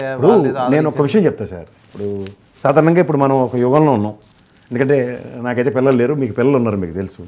ఇంటికి వెళ్ళగానే ఫోన్ లాక్కుంటారు, ట్యాబ్ లాక్కుంటారు. మీకు ఇంట్లో నానమ్మలు తాతమ్మలు ఉంటే రామాయణ భారత కథలు అని చెప్తుంటారు. మీరు జర్నలిస్ట్గా ఇంటికి వెళ్ళగానే న్యూస్ చూస్తూ ఉంటారు. ఈ న్యూస్ విషయాలు ఎక్స్ప్లెయిన్ చేసి చెప్తున్నప్పుడు ఇగో ఇది అమ్మఒడి ఇచ్చాడు, 8వ క్లాస్ నుంచి పిల్లలకి ట్యాబ్లు ఇస్తారు ఇలాంటివన్నీ చెప్తే రవీంద్ర భారతి స్కూల్లో చదువుతుంది ఆ పాప, నిజమే. వాళ్ళ నాన్నగారేమో ప్రైవేట్గా కంపెనీలో పనిచేస్తున్నాడు, ప్రైవేట్ స్టోర్లో ఏదో పనిచేస్తున్నాడు, వాళ్ళ అమ్మగారు ఒక స్కూల్లో పనిచేస్తున్నారు. ఇది నాకు తెలిసిన డేటా. సో ఈ సబ్సిక్వెంట్ డెవలప్మెంట్స్లో ఏముందమ్మా, నువ్వు ఈ స్కూల్లో ఇప్పుడు గవర్నమెంట్ స్కూల్లో జాయిన్ అయితే 8వ క్లాస్ నుంచి నీకు ట్యాబ్ ఇస్తారని చెప్తే మేబీ అందులో ఛాన్స్ ఉందో లేదా? ఇప్పుడు 6వ క్లాస్ నుంచి కాదు కదా, 8వ క్లాస్ నుంచి ట్యాబ్ ఇస్తున్నారు. ఈ జగన్మామ ఇచ్చాడు అని చెప్పిన దగ్గర తను బాండేజ్ కనెక్ట్ అయిందేమో. ఈరోజు మీ ఇంటికి వెళ్ళగానే మీ బాబాయ్ మీకు ఫోన్ లాక్కుంటాడు, లాక్కూడా. సో అలా ఎందుకు ఆలోచించరు? ఇప్పుడు జర్నలిస్ట్ గారు అబ్బాయి లేదంటే ఒక పార్టీ సింపథైజర్, ఇప్పుడు అరుణమ్మ పిల్లలు ఉన్నారు అనుకో, పవన్ కళ్యాణ్ గారు వీరగాథలే చెప్తూ ఉంటుంది. ఏమో చెప్పవా? అందులో మీ అబ్బాయి ప్రభావితమై పవన్ కళ్యాణ్ గారు కనబడగానే మాయనో లేదంటే అన్నయ్యనో రెస్పాండ్ చేయడం, దానికి మనం ఏం చెప్పగలం? అమ్మ మన భవిష్యత్తు ఎవరిని ఊహిస్తామో చెప్పు. అరుణ గారు కాదండి, ముక్కు పచ్చలారని ఆ పిల్లలు చిన్న పాప వినండి, జగన్మామ అంటూ కన్నీరు పెట్టుకుంటుందంటే ఆయన కావాలని ఆంధ్రప్రదేశ్ కోరుకుంటుందనలో అది ప్రత్యక్ష నిదర్శనం అని వాళ్ళు చెప్తుంది. ఇప్పుడు రెండోది ఏంటంటే ఆ చిన్న పిల్లలు ఎమోషన్ క్యారీ చేయడం అన్నది ఎవరైనా మాట్లాడుతుంది. సార్ ఫస్ట్ ఇష్యూలో గాఢత ఎంత అన్నది డిస్కషన్ చేయాల్సిన విషయం మనం సార్. ఎందుకని ఆ అమ్మాయి ఆ స్కూల్లో చదువుతూ ఇట్లా మాట్లాడింది అన్నదాన్ని మేము పాయింట్అవుట్ చేస్తున్నాము అంటే, ఒక ప్రైవేట్ స్కూల్లో 1,32,000 ఇస్తూ ఫీజుగా ఇస్తూ చదువుకుంటున్నటువంటి అమ్మాయి 15,000 మాకు రాలేదు, జగన్మామ ఉన్నప్పుడు ఇచ్చేవాడు అమ్మఒడి, ఇప్పుడు వీళ్ళు ఇస్తామన్నారు ఇవ్వలేదు, మేము ఇంకెలా చదువుకోగలం, మాకు ఇబ్బంది అవుతుంది అన్నది క్లియర్ గా. అంటే 1,32,000 వాళ్ళ తల్లిదండ్రులు ఫీజు కట్టి చదివిస్తూ ఉంటే 15,000 ఇవ్వలేదు, చదవలేకపోతున్నాం అన్న విషయం ఈ అమ్మాయి ఎలా ఎక్స్పోజ్ చేయగలదు మీడియా ముందు? అసలు ఈ అమ్మాయికి ఎలా తెలుస్తుంది ఆ విషయం? 1,32,000 గతంలో గనక జగన్మామ కట్టి గనక ఉంటే, పోయినసారి నా స్కూల్ ఫీజు అంతా కట్టాడు, ఈ సంవత్సరం మా స్కూల్ ఫీజు కట్టలేకపోయారు మా అమ్మ వాళ్ళు, అందుకే నన్ను చదివించలేకపోతున్నారు, నా తల్లిదండ్రులు ఇబ్బంది పడుతున్నారు, మా స్కూల్ వాళ్ళు అడుగుతుంటే కాల్ చేసి అని చెప్పేసి చెప్పిందంటే ఒక రకమైనటువంటి అర్థాన్ని మనం తీసుకోవచ్చు దాంట్లో నుంచి. 1,32,000 ఫీజు కట్టి చదువుతున్నటువంటి ఒక ప్రైవేట్ స్కూల్ పాప 15,000 కట్టలేదు కాబట్టి మాకు చదువుకోవడం ఇబ్బంది అయిపోతుంది, మా అమ్మ నాన్న ఇబ్బంది పడిపోతారని చెప్పేసి మాట్లాడింది. దానికి మేము పాయింట్అవుట్ చేస్తున్నాం, క్లియర్లీ స్క్రిప్టెడ్ గా ఉంది అని. ఒకటి. రెండోది, ఇటు నుంచి ఆ అమ్మాయి జగన్ మావయ్య అని ఆడవడం, అటు నుంచి ఆయన ఎట్టెట్ రారా అని చెప్పేసి ఏదో సినిమాలు దేవుడు కనిపించిన చోట్ల బ్రహ్మానందంగా దండం పెడతాడు ఇటు గోడ మీద పెట్టి, అట్లా ఆయన ఇట్లా పిలవడము, ఇట్లా ఇదంతా మొత్తం 360 degrees లోనూ కవర్ చేసి వీడియోలు రిలీజ్ అయ్యాయి సార్. ఇది కూడా మాకు డౌట్ వస్తుంది, ఎందుకంటే గతంలో ఐపాక్ ఇష్యూస్ మీరు చూసుంటారు, వాళ్ళే మనుషులు అక్కడ ఉండి ఎవరో ఒకరితో చెప్పిస్తుంటారు, మీటింగ్లో యువత క్వశ్చన్ చేయడం కానివ్వండి, లేదంటే జగన్మోహన్ రెడ్డి గారు ఆన్సర్ చేయడం కానివ్వండి, ఈ కోడికత్తి టాపిక్ కానివ్వండి, ఇవన్నీ కూడా ఐపాక్ స్క్రిప్టెడ్ ఇష్యూస్ అన్న విషయం గతంలో మనకు తెలుసు. దాంట్లో భాగంగానే అది ఆల్రెడీ అవుట్డేటెడ్ కామెడీ కింద అయిపోయింది. ఇప్పుడు మళ్ళీ దాన్ని ఎగ్జిక్యూట్ చేయకండి, నవ్వులు పాలవుతారు, కొత్త పంద ఎంచుకోండి అని చెప్తున్నాం మేము. అంతే. ఆ చిన్న పాపను తీసుకొచ్చి రాజకీయాల్లో పెట్టి ఆ అమ్మాయి కెరియర్ ఎందుకు నాశనం చేయడం, వీళ్ళు ప్రతి ఒక్కళ్ళు అమ్మాయిని పాయింట్అవుట్ చేస్తారు. ఆఖరికి వాళ్ళ స్కూల్లో ఫ్రెండ్స్ కూడా అని ఎట్లా నటించావు, నువ్వు ఈ స్కూల్ చదువుతా, మీకు 15 ఏళ్ళు రావట్లేదు అని చెప్పేసి స్కూల్కి రావట్లేదు అని చెప్పేసి అమ్మాయిని క్వశ్చన్ చేస్తారు. అమ్మాయి లైఫ్ ని, అమ్మాయి యొక్క ఆత్మాభిమానాన్ని అనవసరంగా ఇవాళ సభ్య సమాజంలో అవమానాలకు గురి చేసినటువంటి వ్యక్తిగా జగన్ గారు, అలాగే వైఎస్ఆర్ కాంగ్రెస్ పార్టీ మిగిలింది కదా. చిన్న పిల్లలతో రాజకీయాలు ఎందుకు, లైఫ్ లాంగ్ ఈ అమ్మాయి అవమాన భారం భరిస్తానే ఉండాలి, ఎందుకు లాగడం వాళ్ళని మేము క్వశ్చన్ చేస్తుంది. ప్రసాద్ గారు అది అక్కడ ఇచ్చారు. ఇప్పుడు తనకి అమ్మఒడి వస్తుందో లేదో అది నాకు సంబంధం లేని విషయం. నేనే చెప్పాను తను studying in Ravindra Bharathi school అని. రవీంద్ర భారతి స్కూల్లో చదువుతున్న వాళ్ళకి అమ్మఒడి వర్తిస్తుందో వర్తిస్తుందా అన్న దగ్గర ఇప్పుడు నేను ఇందాక ఎగ్జాంపుల్ కూడా మీకు ఏం చెప్పాను, ఇంటికి వెళ్ళగానే పిల్లలు ఫోన్లు ట్యాబ్లు అంటే నువ్వు గవర్నమెంట్ స్కూల్లో జాయిన్ అయితే మేబీ 8వ క్లాస్ నుంచి. పవన్ కళ్యాణ్ గారు పొలిటికల్ స్ట్రాటజీ మారుతుందా? చాలా ఎక్కువగా వైరల్ అవుతున్న అంశం ఇది. ఆయన సంథింగ్ ఏదో కొత్త ఆలోచనలో ఉన్నారు. కొత్త ఆలోచన అంటే ఏదో కూటమి విడిపోతుందని కాదు, మళ్ళీ మీరు అందులోకి వెళ్ళకండి, వాళ్ళు బాగానే ఉన్నారట, వాళ్ళే డైరెక్ట్గా చెప్తున్నారు. సౌత్ నార్త్ అనే అంశం తనదైన ఒక మార్క్ దేశంలో చూపించుకోవడానికి ఆయన వేస్తున్న అడుగులు అని. అది ఒక సనాతన యాత్ర అవనియండి, లేకపోతే మొన్న కుంభమేళాలో అవనియండి, కొన్ని అంశాలు ఆయన మాట్లాడడం అవనియండి. ఇక్కడ ఒక విషయం అండి, ఇప్పుడు బీజేపీ పార్టీతో అలానే ఉన్నప్పుడు ఎవరికైనా సరే వాళ్ళ యొక్క భావజాలం ఎక్కువగా ఆకర్షితమయ్యే విధంగా ఉంటుంది. రెండోది, ఇవాళ పవన్ కళ్యాణ్ గారి సనాతన ధర్మం పట్ల ఒకటి సదరన్ స్టేట్లో వాళ్ళకి ఒక వ్యాక్యూమ్ ఉంది. Other than Karnataka they are not able to play any vital role. So అక్కడ ఒక ఐకానిక్ పర్సనాలిటీగా పవన్ కళ్యాణ్ గారిని ఫ్రంట్ ఎండ్ చేసుకుంటూ, ముఖ్యంగా ఇక తమిళనాడు పాలిటిక్స్ ఇప్పుడు రేపు రాబోయే రోజుల్లో తమిళనాడులో ఎలక్షన్స్ ఉన్నాయి. అండ్ నెక్స్ట్ సబ్సిక్వెంట్ డెవలప్మెంట్స్లో ఆంధ్రప్రదేశ్లో బీజేపీ కొత్తగా ఎమర్జ్ అవ్వడం అంటే 0.8% వాళ్ళ ఒరిజినల్ ఎబిలిటీ. ఇవాళ పవన్ కళ్యాణ్ గారి ధర్మం అని, తెలుగుదేశం ధర్మం అని బతికి బట్టకట్టారు కొన్ని స్థానాలు, సముచిత స్థానాలతోనూ. అదర్వైజ్ వాళ్ళ ఎబిలిటీ అక్కడ శూన్యం. సో ఇక్కడ ఖచ్చితంగా వాళ్ళు ట్రంప్ కార్డు కింద పవన్ కళ్యాణ్ గారిని వాడుకుంటూనే ముందుకుని వెళ్ళాలి. రెండోది, ఇవాళ మీరు ఒక విషయంలో వాళ్ళు బాగానే ఉన్నారని మీరు చెప్పినంత మాత్రాన ఒక చిన్న సబ్మిషన్ మీకు ఇవ్వాలి. అలా ఒప్పుకోకపోయినా ఒక విషయం, ఆయన నిజంగా బ్యాక్ పెయిన్తో బాధపడుతున్నారు. ఆయన తర్వాత సనాతన ధర్మం విషయంలో క్యాబినెట్ మీటింగ్ కానీ తదనంతర పరిణామాల్లో ఆయన తమిళనాడు అండ్ కేరళ గుళ్ళకి వెళ్ళారు. మీరు ఒక వీడియో ఉంది సార్, అబ్జర్వ్ చేయండి. వాళ్ళ ఫ్రెండ్, ఆయనకి చిన్నప్పటి నుంచి చిన్ననాటి స్నేహితుడు, అత్యంత ఆత్మీయుడు, అదే ఆయన ఎవరైనా, ఆయన నిజంగా కూర్చోడానికి ఇబ్బంది పడుతుంటే ఆయన రికమెండ్ చేశారు గోడకి వెళ్ళి జారిపడి కూర్చొని. మీరు చూసండి ఆ వీడియోలో. నిజంగా ఈయన పవన్ కళ్యాణ్ గారికి నిజంగా అంత నడువు నొప్పి ఉంటే అంత ఈజీగా కింద కూర్చోలేరు. ఎందుకంటే ఆయన ఒకప్పుడు యాక్టింగ్ సినారియోలో ఆయన ఫ్లెక్సిబుల్ బాడీ చాలా దీనిగా ఉన్నారు. నిన్న కుంభమేళలో ఆయన చూస్తే ఆయన ఒరిజినల్ బాడీకి విభిన్నంగానే ఉన్నారు ఆయన. మీరు ఇవి గమనించిన తర్వాత ఎవరైతే ఈ పురంధేశ్వరమ్మ గారు ఎప్పుడైతే ఇనిషియేట్ తీసుకుని ఆవిడ పిలిచిన తర్వాత ఆయన కాదనలేక వెళ్ళిన ఉదంతం, అవన్నీ మీరు గమనించగలిగితే is are all political moves. Chandrababu Naidu గారికి ఉన్న రాజకీయ చతురతలో it is a matter of fact అన్సర్టనిటీని సర్టనిటీని చేయడం ఇట్స్ అ బిగ్ గేమ్ ఆయన.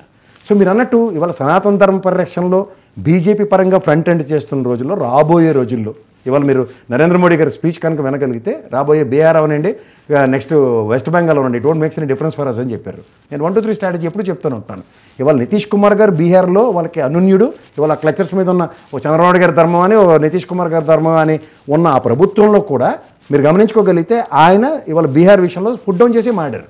సో ఇవాళ రాజకీయాల్లో ఎవరి ఎదుగుదలకైనా, ఎవరి ప్రభావం చూపించడానికైనా ఇవాళ పవన్ కళ్యాణ్ గారు అనే ఒక అస్త్రం బీజేపీ పార్టీకి ఎప్పుడైతే దొరికిందో దాన్ని ఖచ్చితంగా సద్వినియోగపరచుకునే కార్యక్రమంలోనే ఉంటారు వాళ్ళు. ఇవాళ ఉన్న పొలిటికల్ ఈక్వేషన్స్ లో ఒక పక్క లోకేష్ గారి మొమెంటం డెవలప్ అయితే అత్యంత సన్నిహితుడు అండి దేవగౌడ గారు చంద్రబాబు నాయుడు గారికి. మీరు ఎన్నెన్నో చూడండి కావాలంటే ఈవెన్ ధర్మ పోరాట దీక్షల్లో కూడా ఒక ఒడ్డు నిలబడిన వ్యక్తి అయినా. అలాంటిది ఆయన్ని వాళ్ళ ఫ్లోర్ ఆఫ్ ద హౌస్లో ఏ విధంగా మాడించారో మీరు గమనించుకోండి. ఎన్డీఏ చైర్పర్సన్ విషయంలో కానీ డిప్యూటీ చైర్పర్సన్ విషయంలో దీస్ ఆర్ ఆల్ ఒక పక్కన తెలుగుదేశం పరంగా లోకేష్ గారి మూవ్స్ కనబడుతున్నప్పుడు వాళ్ళు కూడా అంతే ప్రోయాక్టివ్ మూవ్స్ చూపిస్తున్నారు. ఇవాళ మీరు ఎంత కాదన్నా పవన్ కళ్యాణ్ గారు క్యాబినెట్ మీటింగ్కి వెళ్ళింది ఒక చర్చనీయాంశం అయిందే లేదా, తదనంతర పరిణామంలో మ్యూజికల్ చైర్కి వెళ్ళారు ఆయన. ఆ మ్యూజికల్ ఈవెంట్కి. రేపు మళ్ళీ క్యాబినెట్ ఉంది, వాళ్ళ ఢిల్లీ ప్రయాణం వల్ల క్యాబినెట్ పోస్ట్ పోన్ అయింది. రేపు మళ్ళీ చంద్రబాబు గారు రేపు ఎల్లుండిలో క్యాబినెట్ మీటింగ్ కాల్ ఫర్ అవుతుంది. అప్పుడు డెవలప్మెంట్స్ ఏంటో చూడాలి కదా. అండ్ మోర్ ఓవర్ ఇవాళ the promises which are made by this కూటమి ఇవాళ ఏదైతే ఉన్నాయో వీటి విషయంలో అందరిలాగా నాకు అది సంబంధం లేని విషయాన్ని పక్క వెళ్ళిపోయే మనిషి అయితే పవన్ కళ్యాణ్ కాదు. గ్యారంటీగా ఆ బడ్జెట్ డిబేట్స్లోనూ బడ్జెట్ డిస్కషన్స్లోనూ certain things he will definitely food down. Okay Aruna garu ఏంటి ప్రసాద్ గారు ఏదో చెప్తున్నారు పవన్ కళ్యాణ్ గారు అడుగుల మీద. సార్ వీళ్ళు ఎన్ని రకాలుగా మాట్లాడుకున్నా పవన్ కళ్యాణ్ గారు కూటమి కలిసి ఉండాలనుకున్నన్ని రోజులు, ఆయన భావించిన రోజులు కూటమి కలిసే ఉండేది. ఆయన ఇంకా అవసరం లేదు అనుకున్నప్పుడు మాత్రమే డిస్టర్బెన్స్ అనేది వచ్చింది. ఇది మాత్రం క్లియర్ సార్. ఎందుకంటే ఈ కూటమిని కలపడానికి అన్ని రకాలుగాను అందరిని ఒప్పించడంలోను త్యాగాలు చేయడంలోను ఎవరినైనా సరే నొప్పించినా సరే ఈయన త్యాగం ద్వారా ఎవరైనా నొప్పించుకొని బయటకు వెళ్ళినా సరే వీటన్నింటికీ కూడా ప్రధానంగా ఫస్ట్ స్టెప్ తీసుకొని నిలబడింది. ఆ స్టెప్పే చివరి వరకు అలాగే ఆ స్టెప్ మీద నిలబడిన వ్యక్తి పవన్ కళ్యాణ్ గారు. ఇవాళ కూటమి యొక్క కలయిక అలాగే దాని కొనసాగింపు అనేది కూడా పూర్తిగా ఆయన నిర్ణయం మీదే ఆధారపడినటువంటి అంశం. ఇందులో ఇంక వీరు ఎన్ని రకాలుగా పొలాలు పెట్టాలి అనుకున్నా సరే ఇది జరిగే కాదు. పొలాలు పెడుతున్నారా ప్రసాద్ గారు? నేను పొలలేదు సార్. అది ఇవాళ పొలిటిక్స్లో ఎవరికైనా సరే సస్టైనిటీ అనేది చాలా ఇంపార్టెంట్. ఇప్పుడు తెలుగుదేశం పరంగా లోకేష్ గారు మూవ్ వచ్చినప్పుడే కదా యువతలు ఎన్డీఏ పరంగా బీజేపీ మూవ్స్ కనబడుతున్నాయి కదా. లేదా దేవగౌడ గారికి ఫ్లోర్ ఆఫ్ ద హౌస్లో మాట్లాడవలసిన అవసరం వచ్చిందండి. మీరు గమనించండి, దీనిలో పొలిటికల్ డెవలప్మెంట్స్. దీని మీద మేము విశ్లేషకుడిగా మేము ఏం ఆడకూడదంటే ఎలా అవుతుంది? మాకే ఇప్పుడు అరుణమ్మకి అయితే పార్టీ లైన్ ఉంటుంది, విజయ్ గారికి అయితే పార్టీ లైన్ ఉంటుంది, మాకేం పార్టీ లైన్ ఉంటుంది. ఓకే విజయ్, ఇవి డెవలప్మెంట్స్ ఇవి కాదని చెప్పండి. కావాలి విజయ్ ఏంటి లోకేష్ గారికి ఏవో కొత్త బాధ్యతలు అప్పచెప్పే ఆలోచనలతో మల్లగుల్లాలు పడుతున్నారట. చిన్నబాబుకు పట్టాభిషేకం అంటున్నారు, లేకపోతే కాస్త టైం తీసుకుందాం అంటున్నారు. ఏం జరుగుతుంది ఇన్సైడ్? అంటే అట్టా అంటారు వరం గారు, మీరు డాష్ ఇస్తారు అక్కడ. అట్టా అంటే ఎవరు చెప్పిన వాళ్ళు ఎవరు చెప్పండి. ఎవరైనా జరుగుతున్న ప్రచారం ఎవరు చెప్తారు? అలా కాదండి, ప్రచారం జరుగుతుందా లేదా? కాదు వరం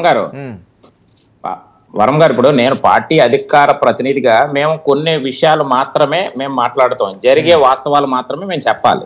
అనవసరమైన విషయాలు సరే ఓకే, జరిగే వాస్తవాలే మాట్లాడతాం. ఒక డిప్యూటీ సీఎం ఉండగా లోకేష్ గారు ఒక డిప్యూటీ సీఎం అని ఎవరన్నారు? ఆయన చేయాల్సిన అవసరం ఉంది, పార్టీ బాధ్యతలు అప్పచెప్పాలని ఒకరు అన్నారు, లేదు సీఎంనే చేసేయాలని. మీ ఎంపీలు మీ మంత్రుల స్థాయిలు మీ ఎమ్మెల్యే స్థాయిలే కదా, ఇంక్లూడింగ్ క్యాబినెట్ మినిస్టర్ గారు. మరి ఇంకేంటి? ఇప్పుడు ఒకటే వరం గారు ఎవరు సొంత అభిప్రాయం వాళ్ళు మాట్లాడుకుంటారు. సొంత అభిప్రాయం ఏంటి? పార్టీలో ఉన్న వాళ్ళు సొంత అభిప్రాయం అంటే ఇంట్లో మాట్లాడుకోవాలి. అలా కాదు వాళ్ళ సొంత వాళ్ళకి ఆలోచన అయితే మా నాయకుడు అయితే బాగున్నామో అనుకున్నారేమో, మనకైతే తెలియదు. ఏంటి అని నేను అందుకనే కదా అడిగింది విజయ్. అలా కాదు మా వరకు అలాంటి ఆలోచన ఏమి లేదు. లోకేష్ గారు ఒకటే అన్నారు, నా అన్న సమానుడైనటువంటి పవన్ కళ్యాణ్ గారు అంటే అక్కడే మీకు అర్థం అవ్వాలి, అన్నగా భావించే లోకేష్ గారు డిప్యూటీ సీఎం హోదాలోనే పవన్ కళ్యాణ్ గారు ఇంకా రాష్ట్రానికి మంచి సేవలు అందించాలి, ఈ కూటమితో కలిసి వెళ్ళాలి అన్నటువంటి అర్థం. అది అర్థం తెలియనటువంటి వేరే ఎవరన్నా యూజ్లెస్ ఉంటే మరి మేము ఏం చెప్పలేం.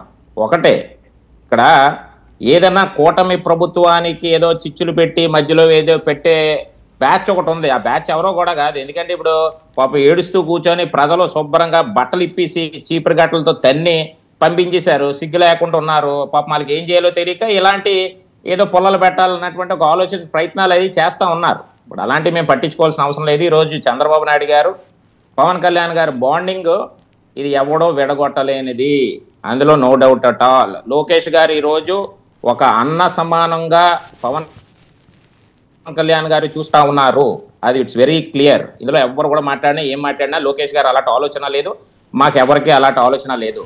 ఈరోజు కూటమి ప్రభుత్వం ద్వారా గత 5 సంవత్సరాల కాలంలో ఏ విధంగా దోపిడీలు ల్యాండ్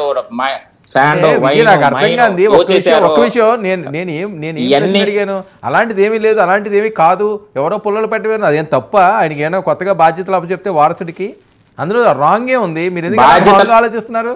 అలా కాదండి, ఇప్పుడు విద్యాశాఖ మరియు ఐటీ శాఖ మంత్రి ఈరోజు ఐటీ రంగాన్ని ముందుకు నడిపించే దశలో, విద్యాశాఖను ముందుకు నడిపించే దశలో దాని మీద పూర్తి బాధ్యతలుగా ఆయన వ్యవహరిస్తా ఉన్నాడు. ఈరోజు ఎవరైతే నిరుద్యోగులుగా ఉన్నటువంటి యువకులకి ఆ చేదోడు వాదోడుగా ఉండి వాళ్ళకి ఉద్యోగ కల్పన కలిగించాలని ఈరోజు దావోస్ వెళ్ళి 6,33,000 కోట్ల పెట్టుబడులు తీసుకొచ్చి ఈరోజు 4.5 లక్షల ఉద్యోగ కల్పన కలుగుతా ఉంది. అది ఆయన తాలూకా విధానాలు. అంతే తప్ప ఏదో నేను సీఎం కొడుకును కాబట్టి నేనే నెక్స్ట్ అని ఆయనకు అలాంటి ఆలోచన లేదు, మాకు అలాంటి ఆలోచన లేదు. మాకు ఇచ్చినటువంటి ఇన్స్ట్రక్షన్ ప్రకారంగా ఆయన పని ఆయన చేస్తా ఉన్నాడు, మా పని మేము చేస్తా ఉన్నాం. అంతే తప్ప ఇందులో ఎవ్వరు కూడా ఊహించుకోవాల్సినటువంటి అవసరం ఏమీ లేదు. వరం గారు అది ఏమి రాంగ్ కాదు అంటున్నాను, అదే రాంగ్ కాదు. ఆయనకి వేరే బాధ్యతలు అప్పచెప్పి ఆయన యాక్టివ్ చేయాల్సిన అవసరం పార్టీకి ఉంది కదా. తెలుగుదేశం పార్టీకి నెక్స్ట్ ఎవరు అంటే చిన్న పిల్లలు అడిగినే చెప్తారు లోకేష్ గారే, దానికి తప్పే ఉంది. అదేం రాంగ్ ఏం కాదు ప్రచారం జరగడంలోని. అది 5 సంవత్సరాల తర్వాత అవుతుందా 10 సంవత్సరాల తర్వాత అవుతుందా అన్నది తర్వాత అంశం. కానీ ఆయన యాక్టివ్ చేయాల్సిన అవసరం అయితే పార్టీకి ఉందని ప్రతి ఒక్కరు మాట్లాడుతున్నారు. ఈ వరం గారు మీరు ఏం మాట్లాడుతూ ఉన్నారు? యాక్టివ్ ఇంకా ఏం చేయాలండి? ఈ రోజు లోకేష్ గారు యాక్టివ్నెస్ చూశారు ఈ రోజు రాష్ట్ర ప్రజలు. ఆయన ఒకటే అన్నాడు, మంగళగిరిలో నేను ఓడిపోయాను అని ఎవరైతే హేళన చేశాడో నేను గెలిచి చూపిస్తానని చెప్పి ఈ రోజు మంగళగిరిలో సుమారు 89,000 ఓట్ల మెజార్టీతో గెలిచి దమ్ము చూపించినటువంటి లోకేష్ గారండి. ఇంకా యాక్టివ్ ఏం కావాలి చెప్పండి? సరిపోద్దా ఒక మంత్రి స్థాయి ముఖ్యమంత్రి స్థాయి అవ్వాలంటే? ఇంకా చాలా పాఠాలు నేర్చుకోవాలి కదా. ఆల్రెడీ ఆయనకి వాళ్ళ తాతగారు అనుభవం, వాళ్ళ నాన్నగారు తాలూకా విధానం ఆయన నేర్చుకున్నాడు, వెళ్తా ఉన్నాడు. రాబోయే రోజుల్లో మంచి ఫ్యూచర్ ఉంటది. ఆయన రాష్ట్రాన్ని నడిపించే యువతరానికి ఇప్పుడు బెస్ట్ లీడర్ గా ఈ రోజు రాష్ట్రంలో ఉన్నటువంటి లోకేష్ గారు, అందులో నో డౌట్ ఎట్ ఆల్. ఎవరు మాట్లాడుకున్నా, ఎవరు అవుననుకున్నా, ఎవరు కాదనుకున్నా ఈ రోజు లోకేష్ గారి సారథ్యంలో యువత చాలా స్పీడ్ గా ముందుకెళ్తా ఉంది. ఆయన మీద ఒక నమ్మకంతో ఈ రోజు యువత ఉంది. ఈ రోజు ఉద్యోగ కల్పనలో ఆయన ఇచ్చినటువంటి హామీలు ఏదైతే ఉన్నా నెరవేర్చే క్రమంలో ఈ రోజు లోకేష్ గారు ఉన్నారు. ఇంకేమైనా డౌట్స్ ఉన్నాయా మీకు? చెప్పండి వరం గారు. ఇప్పుడు నేను అంటుంది ఏంటంటే పొలిటికల్ ఏరాలో ఈ డిబేట్ డిస్కషన్ స్టార్ట్ చేసింది తెలుగుదేశం పాకెట్స్ నుంచి. ఎవరు ఫస్ట్ మన మహాసేన రాజేష్ గారు మొదలెట్టారు. సబ్సిక్వెంట్గా సోమిరెడ్డి గారు అండ్ వర్మ గారు, పిఠాపురం వర్మ గారు అండ్ శ్రీనివాసరెడ్డి గారు కడపలో చంద్రబాబు గారు సభ సమక్షంలోనే మాట్లాడారు ఆయన. తదనంతర పరిణామంలో దావోస్ పర్యటనలో టీజీ భరత్ గారు ఎవరు టీజీ వెంకటేష్ గారు అబ్బాయి క్యాబినెట్ హోదా కలిగి ఉండి కూడా క్యాబినెట్ సహచరుడైన లోకేష్ గారి గురించి ముఖ్యమంత్రిని సంబోధించి మాట్లాడిన ఉదంతం అక్కడే కృష్ణగిరిగా తేటతెల్లం అవుతుంది. సో ఇక్కడ ఎవరో పనికిమాలిన వాళ్ళు చర్చ లేపారనే విజయ్ గారు అన్నంత మాత్రాన ఆ పనికిమాలిన వాళ్ళు మీరే తెలుసుకోండి, మాకు సంబంధం లేదు ఆ విషయం. ఎందుకంటే ఈ రోజు దాకా దాని మీద ఖండన అన్నది ఎక్కడ జరగలేదు. ఖండన అన్నది జరిగితే దాని మీద కాదు. వరం గారు ఇప్పుడు విజయ్ గారు అండి ఖండన అన్నది ఇప్పుడు చంద్రబాబు నాయుడు గారు అయినా సరే ఎక్కడైనా సరే దానికి ఫుల్ స్టాప్ పెట్టినా విజయ్ గారు, లేదంటే ఆ రోజు దావోస్ సభలో ఖండించుంటే, లేదంటే తదనంతరం మీరు లోకేష్ గారిది ఒక చూడండి, పార్టీ అధ్యక్షుడు కూడా 3 టర్మ్స్ కూడా మించి ఉండడానికి లేదన్న స్టేట్మెంట్ కూడా లోకేష్ గారే ఇచ్చారు ఓ ప్రశ్న మాట్లాడుతూ. సో ఇవన్నీ మీరు అంతర్గతంగా మీరు ఉదాహరణకి మీరు అధికార ప్రతినిధి హోదాలో మీరు చర్చించలేరు, లేకపోతే మాట్లాడలేకపోతుంది మీ పరిధి, నేను కాదంటలే. కానీ ఇది మార్కెట్లో అన్ని రకాలుగా క్యాబినెట్ హోదా మినిస్టర్ గారు క్యాబినెట్ మీద అంటే ముఖ్యమంత్రి గారి మీద విశ్వాసం లేనట్టే మాట్లాడినట్టే కదా. ఈ doesn't want work under Chandrababu Naidu గారు, వాంట్ వర్క్ అండర్ లోకేష్ గారు అన్న ప్రేరణగా అక్కడ అర్థమైంది. రెండోది, ఇదే లోకేష్ గారు గౌరవ అధ్యక్ష స్థానంలో ఉన్న చంద్రబాబు గారికి 3 టర్ములకు మించి లేదు ఈసారి డెసిషన్ మేకింగ్ అన్న కాన్సెప్ట్లో ఆయన మాట్లాడారు. అంటే డెఫినెట్గా చర్చనే అవసరం అవుతుంది విజయ్ గారు, మీరు కాదన్నా అవునన్నా. ఇప్పుడు చెప్పండి మీరు కావాలంటే. రైట్ విజయ్, ఎవరు మాట్లాడినా మా ఎజెండా ఏంటనేది దాని మీద మేము వెళ్తాం. విజయ్ గారు ఎజెండా గురించి చెప్పట్లేదు. ఇవాళ మీరు మాట్లాడిన దగ్గర అధ్యక్షుడి స్థానంలో ఉన్న అట్లీస్ట్ పల్లా శ్రీనివాసరావు గారు అయినా ఖండించుంటే మీరు నేను చెప్పింది కరెక్ట్. అది కూడా జరగలేదు కదా విజయ్ గారు, అది జరిగిందే చెప్పండి. ఇప్పుడు పల్లా శ్రీనివాసరావు గారు కూడా మాట్లాడడం జరిగింది, వాళ్ళ అభిప్రాయాలు వాళ్ళు చెప్పారు. ఇది అభిప్రాయం వేదిక కాదు కదా సార్. ఆల్రెడీ విజయ్ గారు మీరు ఎన్ని కాదన్నా గౌరవ ముఖ్యమంత్రి గారు చంద్రబాబు నాయుడు గారు ఇవాళ స్థానంలో ఉన్నప్పుడు ఒక క్యాబినెట్ సహచరుడు వేరే క్యాబినెట్ హోదా కలిగిన లోకేష్ గారు ముఖ్యమంత్రి అని సంబోధించడం దావోస్లో ఎంతవరకు సమంజసం మీరే చెప్పండి. రెండోది, మీరు ఇందాక దావోస్ నుంచి పెట్టుబడుల రూపంలో అని చెప్పారు. ఇదైతే నాకు తెలిసి ఎక్కడ ఒక గజెట్ రూపంలో రాలేదు. ఇవాళ మాకు తెలంగాణలో అయితే 1,79,800 కోట్లు పెట్టుబడులు, 49,600 ఫ్లెక్సీలు. కాదు కంగారెందుకు ప్రసాద్ గారు, మీరు మీరు అప్పుడు కూడా ఇలాగే కంగారు పడి ఒక డిబేట్ లో మే 11వ తారీఖు రాసుకోండి జగన్మోహన్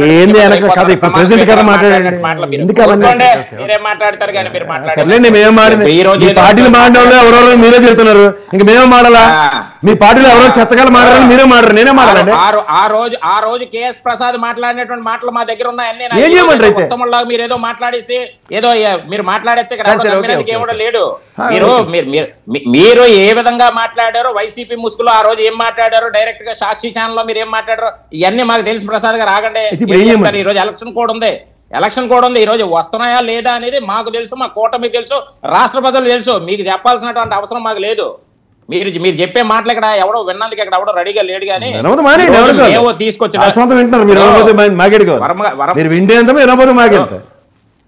ఇప్పుడు వరం గారు ఒకటే, ఇప్పుడు ఆయన ఏదో మాట్లాడేస్తే కాదు. ఈ రోజు దావోస్ వెళ్ళడం మాట వాస్తవం కాదా? ఈ రోజు పెట్టుబడుల రూపంలో ఈ రోజు రాష్ట్రానికి వస్తుంది మాట వాస్తవం కాదా? ఈరోజు ఏం మాట్లాడుతూ ఉన్నారండి? ఇప్పుడు గజెట్ రూపంలో రిలీజ్ అయిందా, ఇంకొక దాంట్లో రిలీజ్ అయిందా? రిలీజ్ అవుతాయి.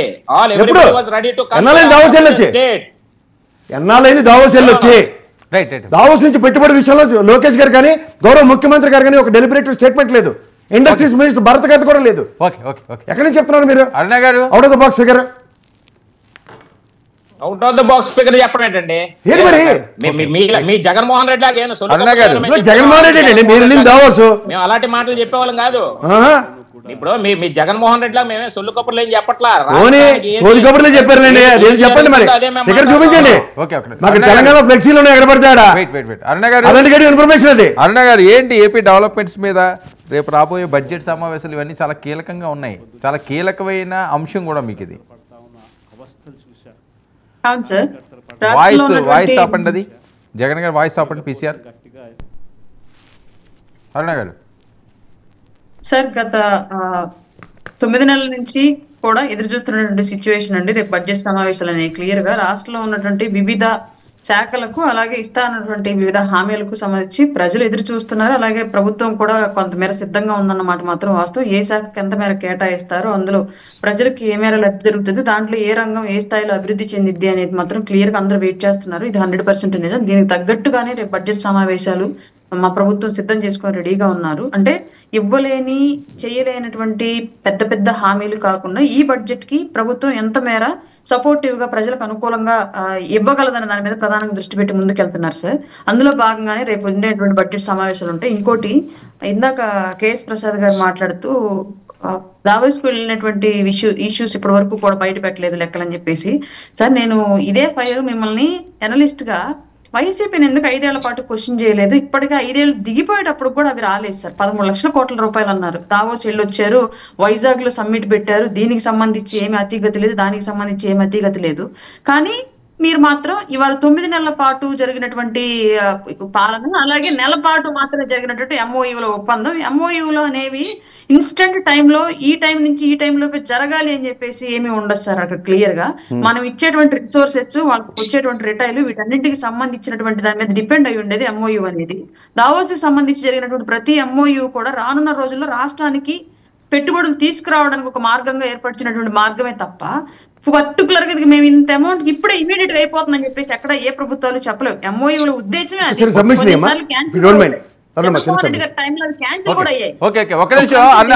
అన్న గారు స్ట్రైట్ గా సింపుల్ గా చెప్పండి, జగన్మోహన్ రెడ్డి గారి కాన్ఫిడెన్స్ ఏంటి? ఏం బేకలేరు అంటున్నారు, బట్టలు ఓడదీస్తాను ఒక్కొక్కరికి అని చెప్పి ఆయన హెచ్చరిస్తున్నారు. ఏంటి ఆ కాన్ఫిడెన్స్? సార్ ఇది ఇండస్ట్రియలైజేషన్ మీద వచ్చిన సబ్మిషన్ ఏమంటారు? ఏంటో మాకు తెలియదు సార్, ఆయన ఫ్యాంటసీలు ఏంటో మాకు తెలియదు సార్. ఉన్నప్పుడేమో వాళ్ళ నాయకులు ఉపదీసి చూయించాడు, ఇప్పుడు రేపు మళ్ళీ వస్తేనేమో పోలీసులు ఉపదీసి చూపిస్తానంటున్నాడు. మరి ఆయన ఫ్యాంటసీలన్నీ ఆంధ్రప్రదేశ్ ప్రజలకు రుద్దదు దయచేసి, మేము దానికి సిద్ధంగా లేము. రాజకీయాల్లో ఉన్న దౌర్భాగ్యానికి, మహిళలు అన్న విషయాన్ని మర్చిపోయి మరీ జరిగేటువంటి అన్ని పరిణామాలకు ప్రత్యక్ష సాక్షులుగా చూడాల్సిన సిచ్యువేషన్ వస్తూ ఉంది. మాకు ఆ దౌర్భాగ్యాలు వద్దు సార్. అందుకే జగన్మోహన్ రెడ్డి గారు మళ్ళీ వస్తే పోలీసులు తిప్పి చూపిస్తానంటే అట్లాంటి ఇంట్రెస్ట్ ఉన్న వాళ్ళు ఎవరన్నా ఆయన ఓటు వేసుకోవచ్చు, లేదంటే మాత్రం దయచేసి అవాయిడ్ చేయండి ఆ సినారియోలన్నింటినీ కూడా. వరం గారు ఆల్రెడీ వాళ్ళు బట్టలు ఇప్పే చూపించారు సార్. ఆడ ఎవడో మాజీ ఎంపీ ఎవడో గోరెంట్ల మాధవ్ న్యూడ్ వీడియోలు వాళ్ళు ఇప్పే చూపించారు. ఇంకా ఇప్పడం ఏంటండి, ప్రజలు ఇప్పేశారు వాళ్ళకి. ఇంకా వాళ్ళు ఇప్పుకుంటూ చూపించు ఏమిటి సార్ ఇది అర్థం అవదు. అనంతబాబు అన్నటువంటి వాడు అక్కడో, ఆ కాకినాడ ఇంకొకటి ఎవడో, ఈ అందరు ద్వారపరెడ్డి వీళ్ళందరూ ఇప్పి చూపించిన వాళ్ళే కదా సార్. మళ్ళీ ఇంకేం ఇప్పుతారు వీళ్ళు? ఇంకా ప్రజలు ఇప్పుతారు అని చెప్పి ఏం చెప్తారు సార్ వరం గారు? ఇప్పుడు ఇందాక అరుణమ్మ అంటున్నప్పుడు దావోస్ ఒప్పందాలు ఇవన్నీ ఒకసారి ఆగితేనమ్మా, మనం 14 నుంచి 19, 19 నుంచి 24 ఈ 2 ఇయర్లు మనం ఇండస్ట్రియలైజేషన్ మీద చూసుకోగలిగితే ease of doing business number 1 అన్నది ఎలక్షన్స్కి ముందు, అంటే లాస్ట్ ఇండస్ట్రియలైజేషన్ పాలసీ మీద రిలీజ్ చేసిన నేషనల్ వైడ్ స్టాటిస్టిక్స్లో చంద్రబాబు నాయుడు గారి ఆయంలో మీరు చెప్పిన ఎంఓయూల ప్రకారం 19,50,000 కోట్ల ఒప్పందాలు జరిగాయమ్మా. జగన్మోహన్ రెడ్డి గారి ఆయంలో దావోస్ సభలు అనుకోండి, సిఏఏ సమిట్ వైజాగ్లో జరిగి ఇవన్నీ కలిపి 13,50,000 కోట్లు ఒప్పందాలు, టోటల్ 33 లక్షల కోట్లు ఒప్పందాలు జరిగిన నేపథ్యంలో 32,803 కోట్లు 19 నుంచి 24 దాకా గ్రౌండ్ అయితే అది దగ్గర 38,000 మందికి ఉపాధి కల్పించబడింది. ఏది ప్రభుత్వ పరంగా, ఏది ఇండస్ట్రియలైజేషన్ త్రూ. అంటే ఉదాహరణకి కియా మోటార్ ఇవన్నీ, ఇంక్లూడింగ్ గ్రాసిమ్ అన్న ఇండస్ట్రీ. దాని మీద సెపరేట్ డిబేట్ కాదు. జగన్మోహన్ రెడ్డి గారు ఆయన రిబన్ కటింగ్ చేసిన చంద్రబాబు నాయుడు గారు ఆయన అగ్రిమెంట్ మీకు తెలుసో తెలియదమ్మా. 1,103 కోట్ల పెట్టుబడులు గ్రౌండ్ అయితే అవుట్ ఆఫ్ 33 లక్షల్లో మీరు చెప్పిన దావోసులు అన్ని కలపండి అందరివి టోటల్ 10 yearsలో మనకి ఇప్పటికి వచ్చినవి 1,33,000 అసలు సారీ 1,32,906 కోట్లు మాత్రమే గ్రౌండ్ అయితే దగ్గర 3 లక్షల ఇద్దరు ప్రభుత్వాలు 3,80,000 మందికి ఉద్యోగాలు కల్పించారు. ఏంటి జగన్మోహన్ రెడ్డి గారి కాన్ఫిడెన్స్ అంత డైరెక్ట్గా కాదు? ఈ సీఎం స్థాయి వ్యక్తులు ఈ రకంగా మాట్లాడడం అది ఇచ్చే మంచి మెసేజా సార్? ఒక మెసేజ్ గురించి అంటే నాకు చంద్రబాబు నాయుడు గారి మీద అపారమైన గౌరవం ఉంది. ఆయన ఇక్కడికి వెళ్ళినప్పుడు అదేంటిది కడపలో ఒక సభకి వెళ్ళినప్పుడు అవుట్ ఆఫ్ ద బాక్స్ సడన్గా ఆయన ఒక డిఫరెంట్ లాంగ్వేజే మాడారు పోలీసుల విషయంలోనూ. అక్కడ ఇవాళ రాజకీయ క్షేత్రంలో 23 స్థానాలకు పరిమితమైన వాళ్ళు ఇవాళ 164 స్థానాలు చరిత్ర సృష్టించింది చూసాం. అలాగే 11 స్థానాలకు పరిమితమైన వాళ్ళు 29 ఏమవుతుందో తర్వాత చూద్దాం. కానీ ఇప్పుడు ప్రజెంట్ అయితే మాత్రం వాళ్ళ పొలిటికల్ ఏరియాలో ఉన్నప్పుడు ఎవరికాడు డిస్కరేజ్ అయిపోయి ఇంట్లో కూర్చుని మాకు ఇవాళ నా పని అయిపోయిందని వాడు కూర్చోడు కదా. వాళ్ళు డెఫినెట్గా ఆ పొలిటికల్ క్షేత్రంలో వాళ్ళ పార్టీ ప్రెజెన్స్ని నాయకులకి భరోసా ఇవ్వడానికి కొంత డిఫరెంట్ లాంగ్వేజ్ కూర్చుంటారు కదా. కొడాల నాని గారు చెప్పారు కదా, మా ఉద్యోగం పీకిసారు ఏం చేయాలా బయటకు వచ్చి ఈయనకు వీక్లే కదా. ఈయన పార్టీ ఉంది, ఆ పార్టీ అధ్యక్షుడి స్థానం ఉంది, రెండోది పులివెందుల నుంచి గెలిచిన నేపథ్యం ఉంది. ప్రతిదీ రేపు పొద్దున బడ్జెట్ సమావేశాలు ఉన్నాయి, స్ట్రాటజీస్ అన్ని ప్లాన్ చేసుకోవాలి కదా సార్. అండ్ ప్రజల్లో ఇవాళ మిర్చి గురించి నిన్న గౌరవ ముఖ్యమంత్రి గారు శివరాజ్ సింగ్ చౌహాన్కి రాసిన ఉత్తరం చూడండి. ఫ్రమ్ ద లాస్ట్ 4 years బట్టి అగ్రిగేట్న 20,000 నుంచి 23,000 రూపాయల మిర్చి పంట కొనబడింది. కాన్ఫిడెన్స్ ఏంటి జగన్మోహన్ రెడ్డి గారు? ఇప్పుడు మీరు ఏమైనా చెప్పండి సార్. తెలుగుదేశంకి 40% ఓటు బ్యాంక్ 23 స్థానాలకైనా ఉంది. ఇవాళ జగన్మోహన్ రెడ్డికి కూడా 11 స్థానాలకు కన్ఫర్మ్ అయినప్పుడు 40% ఓటు బ్యాంక్ ఉంది. మరి వాళ్ళ కాన్ఫిడెన్స్ ఎలా ఉంటుందంటే రేపు పొద్దున భవిష్యత్తు రాజకీయ పరిణామాలు ఎలా మారుతాయో ఎవరికి తెలియదు. ఇప్పుడు పవన్ కళ్యాణ్ గారు ఇవాళ ఎంత శ్రమ పడబట్టే కదా ఇవాళ కూటమి ఎంత చక్కగా రాగలిగింది. ఆ రోజు అద్భుతం ఏం జరుగుతుంది ఎవరి చేతిలో ఉంది. ఓకే విజయ్, ఏంటి ఆయన కాన్ఫిడెన్స్? వాయిస్ మ్యూట్లో ఉన్నది విజయ్, వాయిస్ మ్యూట్లో. వరం గారు, ఇప్పుడు ముందు ప్రసాద్ గారు చెప్పినట్టుగా బడ్జెట్ సమావేశాలకు ప్రిపేర్ అవుతా ఉన్నారంటే అసెంబ్లీకి వస్తాడండి జగన్మోహన్ రెడ్డి? ఏమో నాకే తెలుసండి. మరి మీరే అంటున్నారు, మీరే చెప్తున్నారు బడ్జెట్ సమావేశాలు ప్రిపేర్ అయిపోతా ఉన్నాడు, అన్నిటికీ సిద్ధంగా ఉన్నాడు, బల్లలు గుద్దేస్తాడు రేపు వచ్చి అసెంబ్లీలో అంటున్నారు. మీరే ఇప్పుడు బడ్జెట్ సమావేశాలకి సిద్ధపడతా ఉన్నాడు, ప్రిపేర్ అవుతా ఉన్నాడు అంటే అక్కడ అర్థం ఏంటండి? ముందు అసెంబ్లీకి రమ్మని చెప్పండి మీ జగన్మోహన్ రెడ్డిని, వచ్చి ప్రజల కోసం మాట్లాడమని చెప్పండి. నా జగన్మోహన్ రెడ్డి ఇప్పుడు గతంలో అంటే నేను ఒప్పుకుంటాను, మన ముఖ్యమంత్రి కాబట్టి మా జగన్మోహన్ రెడ్డి ఒప్పుకోలే. ఇప్పుడు మా చంద్రబాబు నాయుడు ప్రసాద్ గారు ఇంకా మీకు ఆ పచ్చదనం మీ బాడీలోంచి ఇంకా పోలేదు ప్రసాద్ గారు. ఎందుకు అన్ని అబద్ధాలు చెప్పండి, ఒప్పుకోండి, వాస్తవాలు ఒప్పుకోండి. అలా కాదండి. ఇప్పుడు ఏ విశ్లేషకుడైనా నాకు తెలిసినంత వరకు బేసిక్ ఏంటంటే విజయ్ గారు, ఇప్పుడు మనకి ఫస్ట్ 1-2 years చంద్రబాబు నాయుడు గారి పనితీరు మీద ఎక్స్ప్లెయిన్ చేయవలసి వచ్చింది. తర్వాత జగన్మోహన్ రెడ్డి పనితీరు కనబడుతున్నప్పుడు ఏం చేయాలో ఎక్స్ప్లెయిన్ చేస్తాం. మీరు మట్టుగా ఎవరికి పడితే కండుగోలు రంగులు ఎత్తే పార్టీలో జాయిన్ అవ్వలేదు, అరుణం పార్టీలో జాయిన్ అవ్వలేదు, వైఎస్ఆర్సీపీలో జాయిన్ అవ్వలేము మేము. మాకు ఈ బాధలో నేను చాలా సార్లు మీతో డిబేట్ లో పాల్గొన్నాను. మీరు మాట్లాడే విధానం కానీ మీరు చూపించే చాలా ఇంపార్టెంట్. అరుణ గారు, ప్రసాద్ గారు నాకు అవసరంలో ఉంటే నేను జాయిన్ అవుతాను, ఏముంది అరుణం గారు పార్టీలో కూడా జాయిన్ అవ్వచ్చు కదా అంటున్నారు. జనసేనలోకి ఏమన్నా వస్తే ఆహ్వానం ఉందా? నేను జాయిన్ అవుతానని చెప్పట్లేదు సార్, మీరు అనవసరంగా. ఇప్పుడు నేను నిజంగా జాయిన్ అవ్వాలంటే ఎవరి దగ్గర వెళ్ళొచ్చు, నా ఉద్దేశమే లేదని చెప్తున్నా. మీరు మరీ టూ మచ్ ఉన్నారు. నేను మళ్ళీ చెప్తున్నాను సార్, నేను ఇవాళ మళ్ళీ ఒకటి చెప్తున్నా, నాకు బీజేపీ అంటే అస్సలు నచ్చదు సార్. ఎందుకంటే అభ్యర్థులకి అధిష్టానానికి మధ్య అంశాలు సార్, మేమెవరం సార్ మధ్యలో డిసైడ్ కాదు మారునమ్మా. నేను ఒక క్లారిటీ ఇవ్వదలుచుకున్నాను అమ్మ, ఒక్క నిమిషం. నేను 10 సంవత్సరాల ఈ రాష్ట్రం 10 సంవత్సరాల ముందు రాష్ట్రం విడదీసిన కాంగ్రెస్ నా కంటల ప్రాణానికి ఈ 2 పార్టీలతో నేను ఎలా అవ్వను. ఎందుకంటే వాళ్ళు ఇవాళ రాష్ట్ర ద్రోహుల కింద ఉంటారు నా దృష్టిలో. ఎందుకంటే ఈరోజు మనం ఇంత కష్టాలు పడుతున్నాం అంటే బీజేపీ చేసిన దౌర్భాగ్యం. ఆ బీజేపీని మీరైతే ఎండగట్టలేరు, మీకు ఏదో ఆబ్లిగేషన్స్ ఉన్నాయి. నేను బయట ఉన్నా ఖచ్చితంగా నేను మాడతా. నేను ఏ విషయమైనా నేను సిద్ధంగానే ఉన్నా. ఏం చేశారన్న దగ్గర మీకేదో ఆబ్లిగేషన్స్ నాకు లేవు, నాకు ఉండదలుచుకోలేదు. మీకు కాంగ్రెస్ పరిపాలన బాగా నచ్చిందేమో సార్? నాకు నచ్చలేదు. నా రాష్ట్రం విడదీసినప్పుడు నాకు నచ్చలే. బ్లడ్ లో మీకు కాంగ్రెస్ భావజాలం ఉందేమో సార్? ఉంటుందమ్మా, అప్పుడు తప్ప ఇంకో దిక్కులేదు మనకి. తదనంతర పరిణామాల్లో రాష్ట్ర ప్రయోజనాలు పరిరక్షించిన వాడు ఎవరైనా వాడికి నెత్తికెత్తుకుంటాం.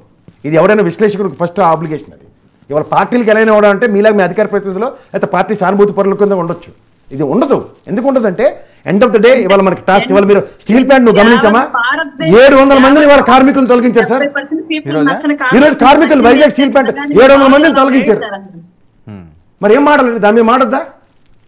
రైట్ రైట్ ఓకే అరుణ గారు ఏది చెప్తున్నారు? ఎంటైర్ ఇండియాలో 70% పీపుల్ కి 70% రాష్ట్రాల్లో నచ్చినటువంటి కాంగ్రెస్ భావజాలం కేఎస్ ప్రసాద్ గారికి నచ్చింది అంటే నిజంగానే అవినాభావ సంబంధం మీద నేను కాంగ్రెస్ అన్నా బీజేపీ అని రెండు నాకు నచ్చమని చెప్తున్నా. ఎందుకంటే ఒక రాష్ట్రం పెడదీశాడు, ఈ 10 ఏళ్ళు మన నోట్లో మట్టి కొట్టాడు బీజేపీ. మీకు ఏం వస్తుంది వైఎస్ఆర్సీపీయా? నాకు ప్రాంతీయ పార్టీలు అంటే చాలా ఇష్టం. ప్రాంత పరిరక్షణ ప్రాంతీయ పార్టీలు ఏమున్నాయి? 3 ఉన్నాయండి. ఏది వస్తుంది డైరెక్ట్ చెప్పవచ్చు కదా. ఎందుకు చెప్పాలి? ఎందుకు నేనేమంటే చెప్పడానికి ప్రజలు పట్టం కట్టారు. 3 పార్టీలు ఇష్టమా లేకపోతే ఒకటే ఇష్టం? ఇవాళ రాష్ట్ర ప్రయోజనాలు పరిరక్షించే ఎవడైనా నాకు ఇష్టం. మాట్లాడుతుంది దాని మీద ఎవరైనా డిబేట్ పెట్టాలని నేను రెడీగా ఉన్నా. ఓకే ఆయన ఇష్టం అది. అరుణ గారు అవును సార్, 5 ఏళ్ల పాటు జగన్మోహన్ రెడ్డి గారు రాష్ట్ర ప్రయోజనాల కోసం పోరాడి కొట్లాడి కింద మీద పడ్డాడు, అందుకే ఆయనకి ఇష్టం ఆయన అంటే. Right okay thank you so much Aruna garu చర్చలో పాల్గొన్నందుకు. థ్యాంక్ యూ అండి KS Prasad garu, thank you Vijay Kumar garu. ఇది ఈనాటి prime debate. Stay tuned to 99 news.